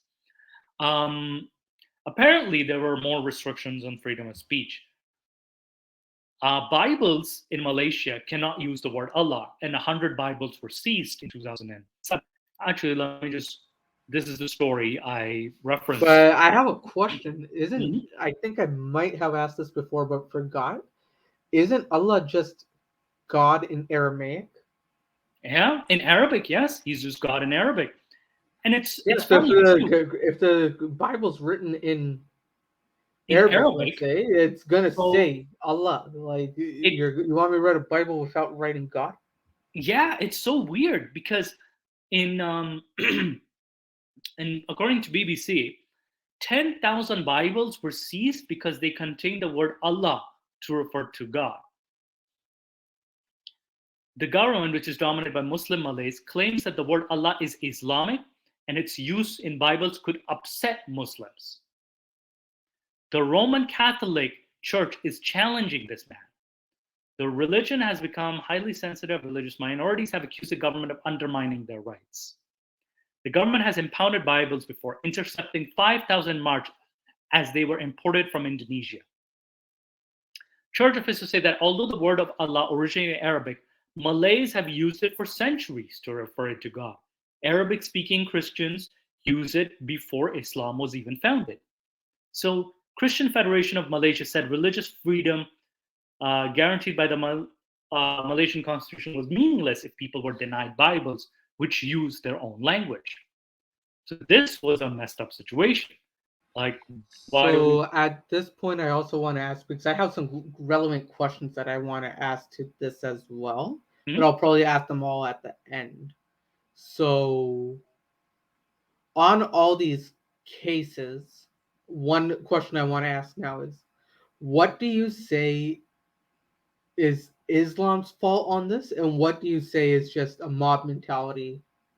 Because obviously it's not just, the riots aren't just a Muslim thing, right? Like if you look at the Hindus, there's certain RSS factions that'll cause riots for saying stuff against Hinduism. So my question would mainly be, what of these blasphemy punishments are caused by Islam, and what portion of it is just people being, people?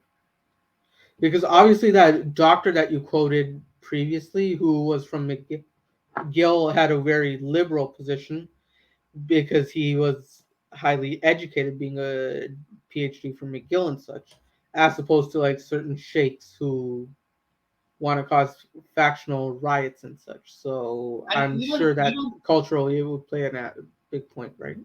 Even the doctor said that the Islamic State should execute. So, and he's an academic. When I went to answer your question, it's a combination of both. It's definitely a combination of both, because there's the green light from these fatwas, the religious ruling status. There's the green light from there that you're allowed to do this. And then second, of course, it's also the mob culture, the mob mentality too. So I just want to bring this up as well. Like, so we did an episode a while back about child marriage where I brought up some statistics and such, right? Yes. So there were Christian populous countries that still had child marriage. Mm-hmm. So economics had to play a huge portion of it, even though the religion wasn't helping. So would you say that this is synonymous with that, where blasphemy and freedom of speech is not acceptable, but religion does play a portion into it, or is it different than that? Wait, can you rephrase your question? So I brought up the example of child marriage, right? Yeah. There's Christian majority countries that have child marriage. There's Muslim majority countries that have child marriage, and there's areas in India where it's Hindu majority that have child marriage, right? Yes. So although religion, I'm saying that economics is the major matter of it, but religion isn't helping there. So so according to our statistics we saw then, it was 75% the economic status, where people are doing it because they need the money, but then also the profit doing this or whatever is happening. So it was like almost 25 to 75 ratio there. So what sort of ratio would you give to blasphemy laws with religion and mob mentality? Would it be a similar ratio, 25 to 75, or would it be a 50-50? Or I would give it more. This one's gonna be great, but I'll give it 75 to 80% range to the religion itself. 20 to 25 again to the mob mentality. The reason I give the religion up to 80% is because it's orthopractical, like how cultural Ginny describes it. It's seen as a religious duty. So it becomes part of the practice, the killing someone for blasphemy. So it's when you start seeing it as a religious duty, then it becomes a problem. and and they and that's where the religion plays a major role. And you have these fatwas, you have these religious teachings that greenlight this. So this is why I find that the religion plays a more major role. You can agree or disagree with me. Um, It was more Culture so my definitely. question to you. Just wanted to hear your thing. Yeah. Um, So definitely, I say the religion plays a bigger part in this, and there's a hesitation towards, in Pakistan especially, there's a hesitation towards punishing. so I'll bring this up as well because it's highly relevant to your answer. What about places like communism that are atheistic? Mhm. What Which would you is say to that? What would you say to that? Because obviously they also have their own equivalent of blasphemy laws. You talk shit about Kim Jong Un in North Korea, yes, you're a fucking dick. this the in the communist states, it's the rulings of the government play a major role. The rulings of said communist government, and especially the manifesto, especially in countries like China, for example, the laws, especially if you insult, for example, the leader. Um, in I was going to use North Korea, for example, doesn't have a religion, does it? But it has a supreme leader. So would you say that religion or extreme religion has is the same or has many similarities to apartheid states or absolute dictatorships? Yes, yes, I do say that they have many overlapping concepts because they have one thing in common: they're both ideologies. A religion is a different type of idea. It's more of a faith-based ideology. The political ideology or the apartheid state has a different ideology. Like Nazism is a race-based ideology, for example. It has no interest in religion for sure, Nazism. But so that's where I would say most people who follow a religion don't want to cause harm, but many of the officers or high rank or the people in uh, an apartheid state or a dictatorship do want to cause harm. So wouldn't that be a major difference there? Wait, say that again? So let's say you're all right. So let's take two examples here. You're in the Nazi party, or you're not. Let's not take Nazi party, but let's take an officer in North Korea because that's relevant now. And then let's take a local church or a local mosque leader. A local mosque leader is probably not going to want to kill a non-Muslim. He's probably going to be disgusted by the guy, but he doesn't want to kill the guy. Whereas an officer in North Korea, he's probably going to go if he's given. He's probably going to go out and kill people. So isn't there a difference there in the mentality as well? The mentality, yes, does play a part, and also in the officer situation, he's also been given orders by his authority to follow said order too. So that also plays a part as well too. Like in apartheid states, dictators give orders out.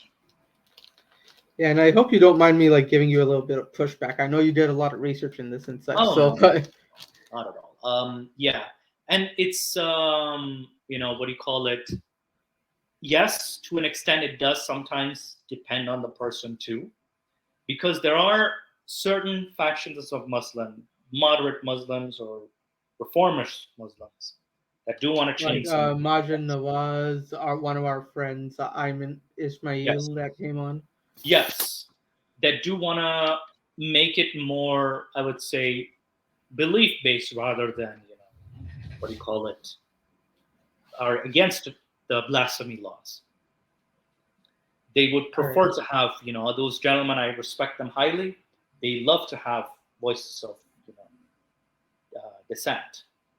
So we have also those, and unfortunately, there are very few of them, or many are too scared to talk because of the orthopractical nature.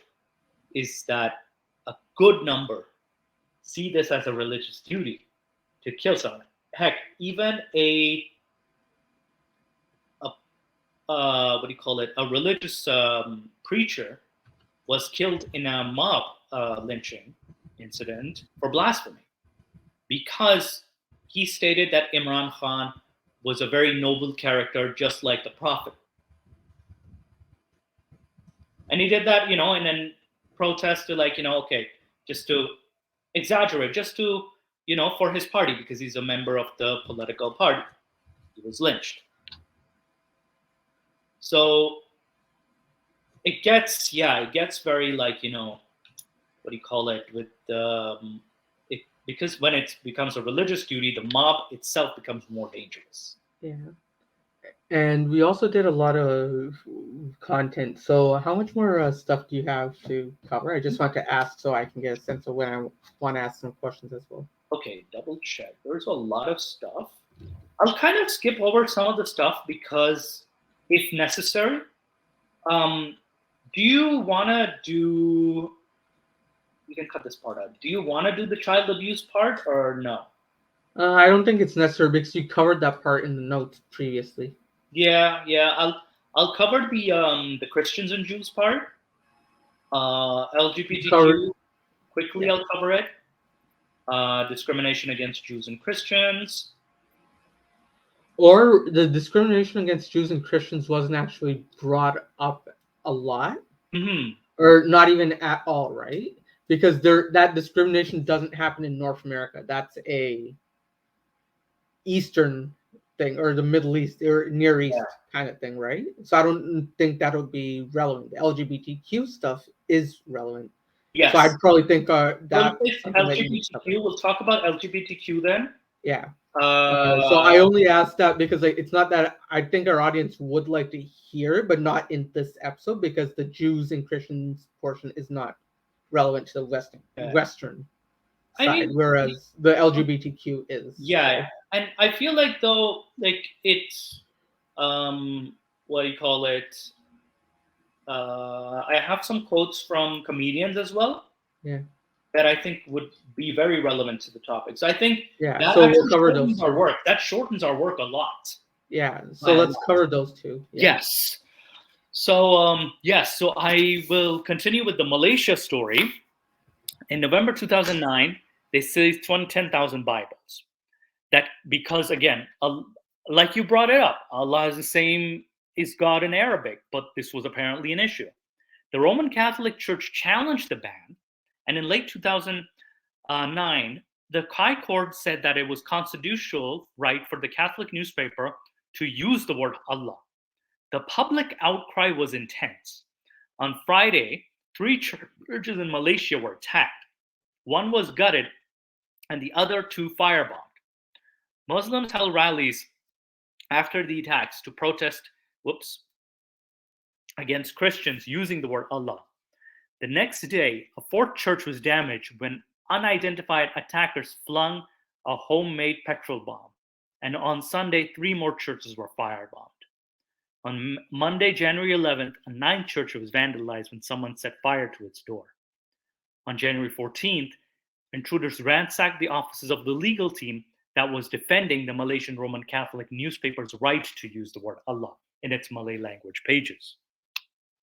The Grace Global Prayer Church in Rasa became the 10th attacked after its windows were found broken.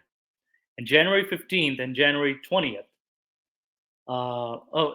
it was found broken in January 15th. January 20th, Malaysian police announced they had arrested 8 suspects in connection to the January 7 attack on Kuala Lumpur's Metro Tabernacle Church, which had its office gutted by fire and was the first of the most serious attacks on the churches. There was a lot of outcry against the church, even though it was declared that it was their right to use the word Allah according to Malaysian constitution.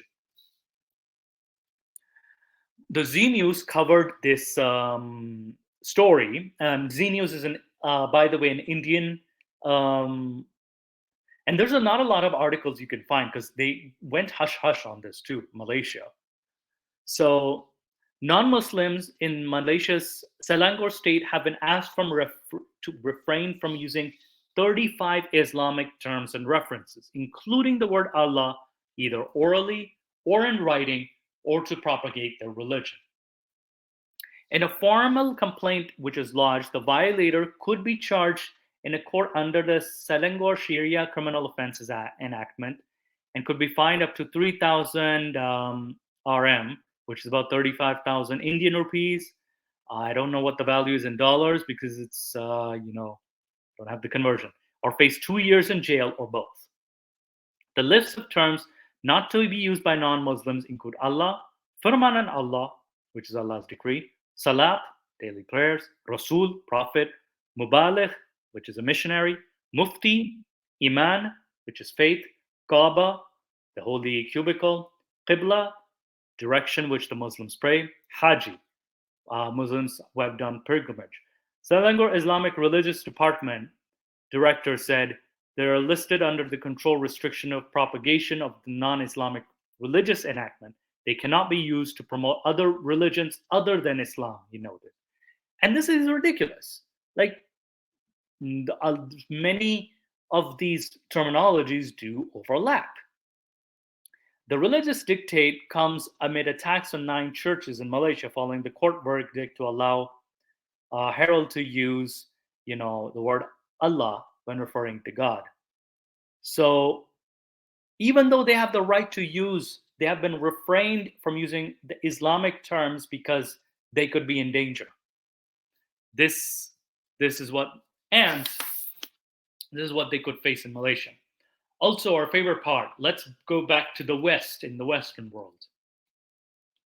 And this is about writing a sketch about Islam. So Rory Bremer, he's a political satirist. When he says, when I'm writing about a sketch about Islam, I'm writing a line, I think, if this goes down badly, I'm writing my own death warrant here.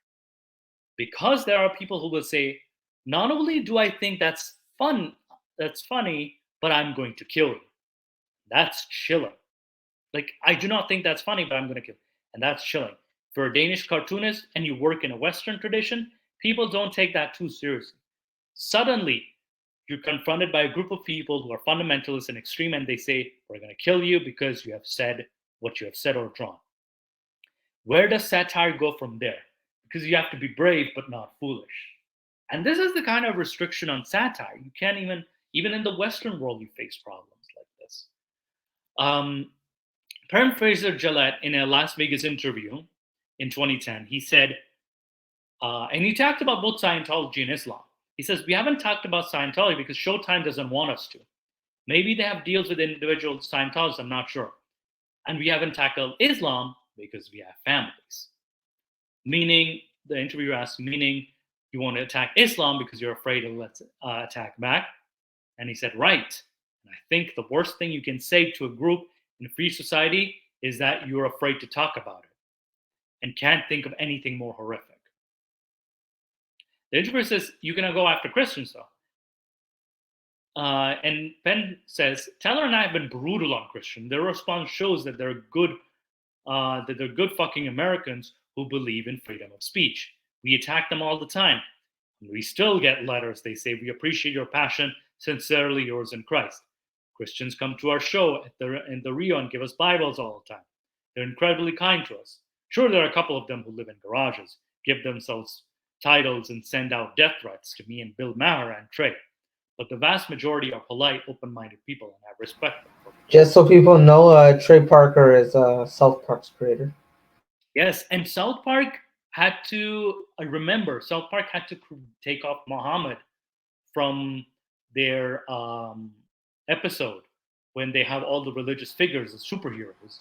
Oh yeah, I remember that. That was hilarious. Because the death threats, they faced death threats. So Trey Parker had to take those down. Let's skip this section against Jews and Christians and the jizya because we can talk about this another time. So this is against LGBTQ plus, LGBTQIA plus. This is the Islamic position. Ibn Abbas, one of Muhammad's uncles, suggested that the punishment of the homosexuals is to be dropped from the highest point of the city while tied up. In Sahih al-Bukhari, the Prophet cursed effeminate men, who are in similitude assume manners of women and those women who assume manners of men, and said, "Turn them out of your houses." The Prophet turned such and such man, and Umar turned out such and such man. So there's a lot of intolerance towards the LGBTQIA, even though they should have the freedom of expression, but Islam is against that. Now, Ali ibn Abu Talib's punishment for homosexuality, according to Malik bin Atiyah, and from Al-Kafi and Al-Tahzib, is that a deadly strike of the sword to the neck, or thrown from the mountaintop with hands and legs tied or burnt in the fire. Countries like Saudi Arabia has a maximum punishment for beheading for homosexuality. Malaysia has jail, fine, whipping, deportation, or castration. Brunei has stoning for death for gay men, for lesbian women caning and imprisonment. Iran, Sudan, and Yemen have a death penalty. Oh, I also wanted to talk about artistic expression. Is that okay? Yeah, go ahead. Yes.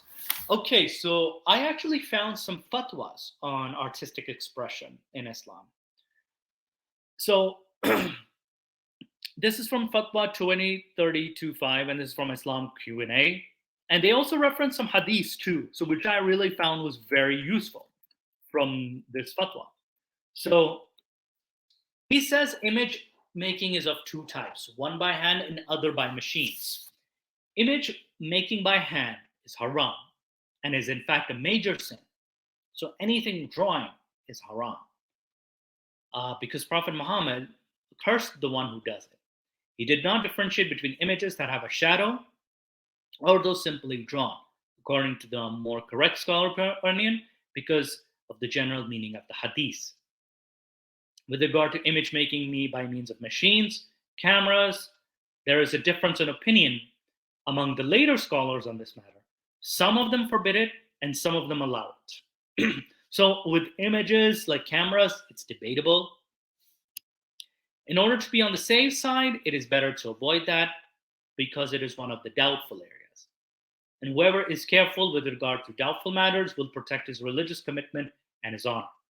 I remember this famous cricketer Saeed Anwar refuses to come on camera to this day because of his religious convictions. Even though he retired from cricket and became more religious. The fatwa further adds, but if he needs to do that for specific purposes, such as providing his identity, there's nothing wrong with that because there is a need. The matter is no longer doubtful.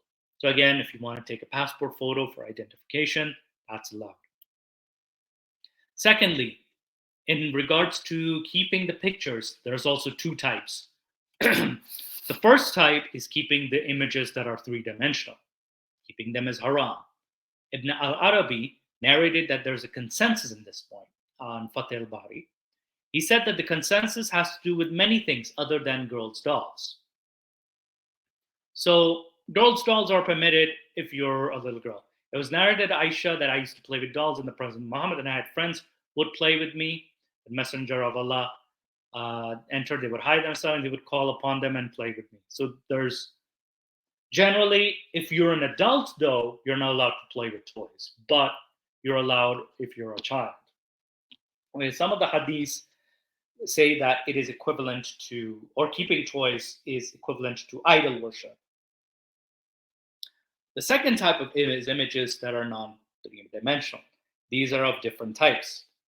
Those that are hung up to be venerated and respected. In the case of pictures of kings, presidents, ministers, scholars, this is haram because it involves exaggeration about a created being. So if you have a picture of, let's just say, Queen Elizabeth or the late Queen Elizabeth or King Charles, that is haram. You cannot have the picture of King Charles.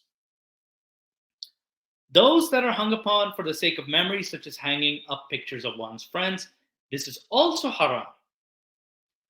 Because of the hadith narrated in Sahih al-Bukhari from Abu Talha, who said, I heard the Prophet say that the angels do not enter any house where there is a dog or an image. And this is narrated by Sahih Muslim. Those that are hung up for the purpose of adornment, these are also haram because of the hadith of Aisha who said, that Muhammad came back from a journey and I had hung a patterned curtain on which there were images over the door of a room of mine. When the messenger came, he saw it and he tore it and said, "The most severely punished people on the day of resurrection will be those who try to imitate the creation of Allah." She said, "So I made it into two cushions, or one or two cushions." So, so this is another example. These are non-three-dimensional. And a fourth example is those that are treated with disrespect, such as images in carpets and pillows.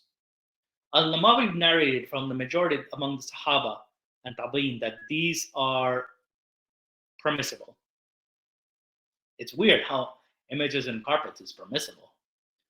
Those that have unfortunately become widespread and are difficult to avoid, such as in images engraved on coins, which have become a problem for Muslim Ummah. It seems to me that there's no sin in one who acquires these without wanting to acquire the images. So the coin has the monarchy or the president's face or money. There's nothing wrong with that because this is more of an unavoidable thing.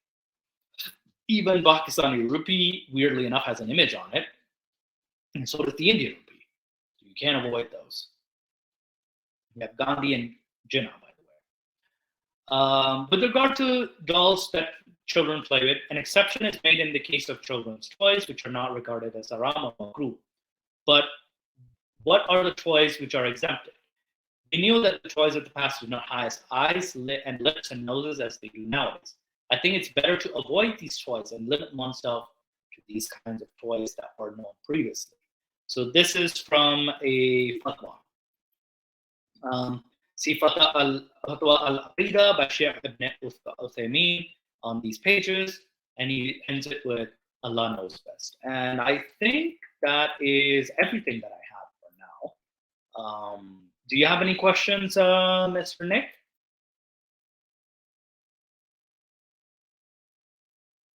So I want to ask you one question for the Q&A. Yes. So in your view, how would you balance protecting freedom of speech and preventing hate speech or discrimination? Are there any specific instances where you think limitations of speech are necessary? Yes, and I actually brought this up earlier in the presentation, which was in the United States. We call it, and it's so-called, according to the First Amendment, to incite imminent lawless action, according to Brandenburg v. Ohio in 1969, is not protected speech, even though you're saying it, but it's not freedom of speech. That's the kind of speech I would draw the line. I would agree that if it's what for you, so let's make a definition. What for you constitutes violence? Because violence can consist of anything from offense to an actual threat. Mm-hmm. So obviously that term violence in terms of free speech varies in society. What is your definition of offense and what is your definition of violence? So definition of offense, I think this is where I would draw the line in death threats, threats of bodily harm, and what do you call it? If you, in your speech, you are discriminating against a party to an extent that you are advocating discrimination against them, which is, like violent discrimination against them. Again, specifically violent discrimination. To harm them, that is, to advocating harm for them, which is, I don't advocate for speech such as, which is advocating for destruction of private property.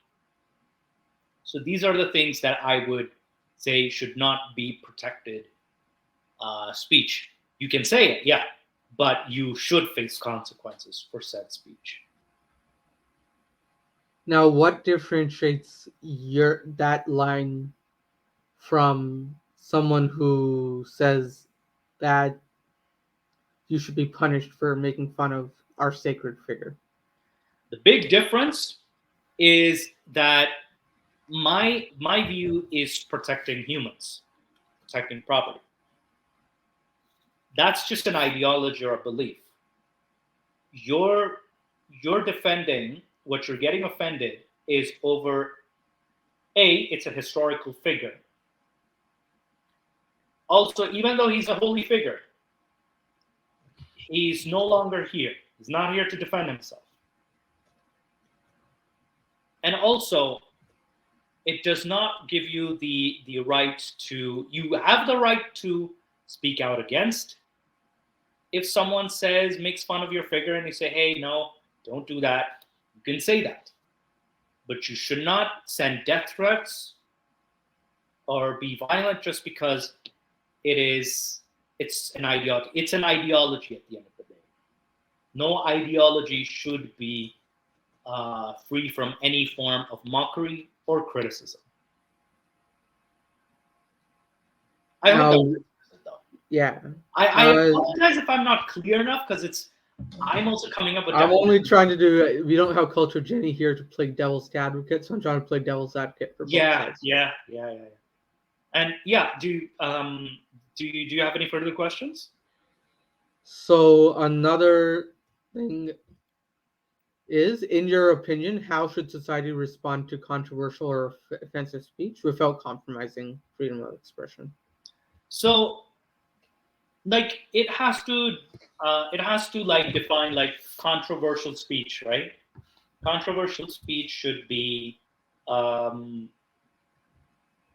again, like, this is what I know I earlier stated, that if it's what do you call it, inciting violence, for example, like, you should take legal action against that person if it's inciting violence. For example, I know how society should react. I think it depends. It really depends, because there's no straight answer to this. If they find certain speeches offensive, for example, they do have the rights. I know certain companies do reserve the right to what do you call it? Dismiss someone for saying certain things, such as, remember the Don Cherry case? Yeah.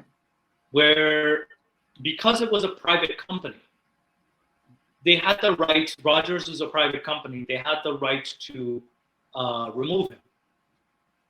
This is something I don't necessarily agree with. How society should respond is communication first. Have a debate on this. Discuss the issue first. Have a sit up, like have a discussion on this. There's no need to go up on arms. So it's best to have a discussion, whether it's heated. It's best to have a discussion. However, some situations it depends on the situation, because if it's like speech, for example, such as kill all the person of so nationality, then there should be no compromise. This person should be arrested. So that's my complex view. Again, it's not perfect. I'm gonna admit it's not perfect. Do you have a response to that? I have another question. Yes. So last question is, so how would you navigate the potential tension between promoting free speech and expression and protecting marginalized and vulnerable groups from harm? Yeah, that's a good question, actually. It's a very good question. Just to expand on that, for example, in Islam, being gay is wrong, but they're also a marginalized group. They're also marginalized group. Now, how can we walk the thread or balance a Muslim's freedom of religion to not accept LGBTQ, but also not cause harm? What's that middle ground look like? I think the middle ground is that certain religious practices, like I would say in the authorities should have the right to interfere in such matters and take the best course action, especially if, let's just say, the minority group is threatening the other minority group. Just because they're minority groups does not give them an escape from consequences, like legal consequences. So, for example, if what do you call it? Um, if there's abuse reported of a particularly a lesbian child, for example, in a Muslim family, the authorities should have the right to interject. So it's not exactly discrimination because at this point you're also protecting a human from harm. As long as it protects a human from harm, humans have to be protected from imminent harm. Because that's where I would prioritize, as a judge, that is, I would prioritize human safety. I'm a huge stickler for safety. Safety comes first, human safety. Um, yeah, I think I don't know if that it's also complex. What do you call it? Do you have a follow up to that? Can you please ask? You can ask a follow up question if you like, and use another example. So another example I would Hmm. have is, let's say, so I'll probably say it like this: Can you respect, or how do you find the balance of wanting your wife to work at home in a Western society, for example? Whereas in Islam, having a woman stay at home and raise the children is pretty much accepted as a Hmm. norm. Whereas in Western society, women are encouraged to go out and work, and ideally, because like you won't be able to pay rent in Toronto realistically, right? If unless both people work to pay rent. But how would we look at Western? How would we be able to find that compromise of Western culture and the religious traditions? Yeah, as long as the religious tradition is keeping it within the mosque or keeping it in the private sphere and not harming somebody, um, it should be okay as long as you're not harming anybody. In the case of, like, let's just say a man wants his wife to stay at home, for example. Now, there's no obligation for her to work. At the same time, you know, if the wife believes, for example, according to her religion, that she should be a stay-at-home mom, all power to her if it's in her belief and her husband agrees with it. So all power to them if they are, it's like it's similar to the hijab, for example. You shouldn't be coerced into it, but you shouldn't be coerced to take it off either. It should be your choice at the end of the day. Now, I'll end this with my last question here. Yes. Obviously, what happened to Salman Rushdie is wrong, and our guest, Dr.T, also agrees that he shouldn't have been stabbed. Yes. But what he has written was greatly offensive to millions of people, hundreds of millions of people. Was he right in causing such offense? I personally think yes. He was right. He and if so, it was done. It was a challenge to, what do you call it? Uh, the what do you call it? The Islamic world. It was a big challenge to the Islamic world. It was like he didn't intentionally cause it, because when I've read the satanic verses myself. It's hardly a few pages, barely, like, there was more hype behind the offense than the actual offense itself. But yes, I think Mr. Rushdie is in the right in this situation. That's just my opinion, though. You can agree or disagree with it. If anybody. So, just to follow up on that as well, he was a well learned man, and it's reasonable to think that he knew what the consequences of his actions were in terms of probably not getting stabbed, but causing riot and controversy. So, wouldn't you say that that's bordering on the line of insinuating violence?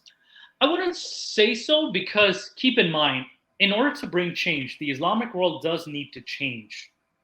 We shouldn't normalize something like rioting or over a book. We shouldn't normalize this stuff. We shouldn't be afraid of this stuff. We should be able to stand up to this stuff. And I kind of applaud it's brave. It partially foolish, yes, but also brave. And we also want to normalize, like you and I, we want to normalize dissent.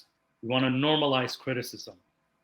Why am I criticizing Islam? I know I should know better. I should keep my safety in check, or I shouldn't cause a riot. But we need to challenge ourselves as reasonable adults, even in the face of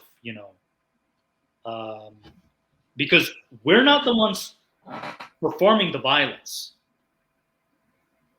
There's a key difference. We're not advocating for this, and we're not performing the violence. The person reacting to this is performing the violence. So I think I hope that answers your question.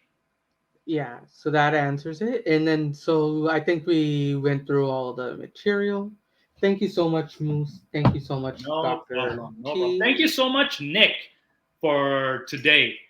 This was a long recording session, almost 4 hours we recorded. Yeah, because our good friend Moose made a no-no an hour into our previous recordings. We had to start again. I did a boo-boo. I'm sorry. All right, so let's end the recording. I'll edit this and I'll release. And then stay in the studio after.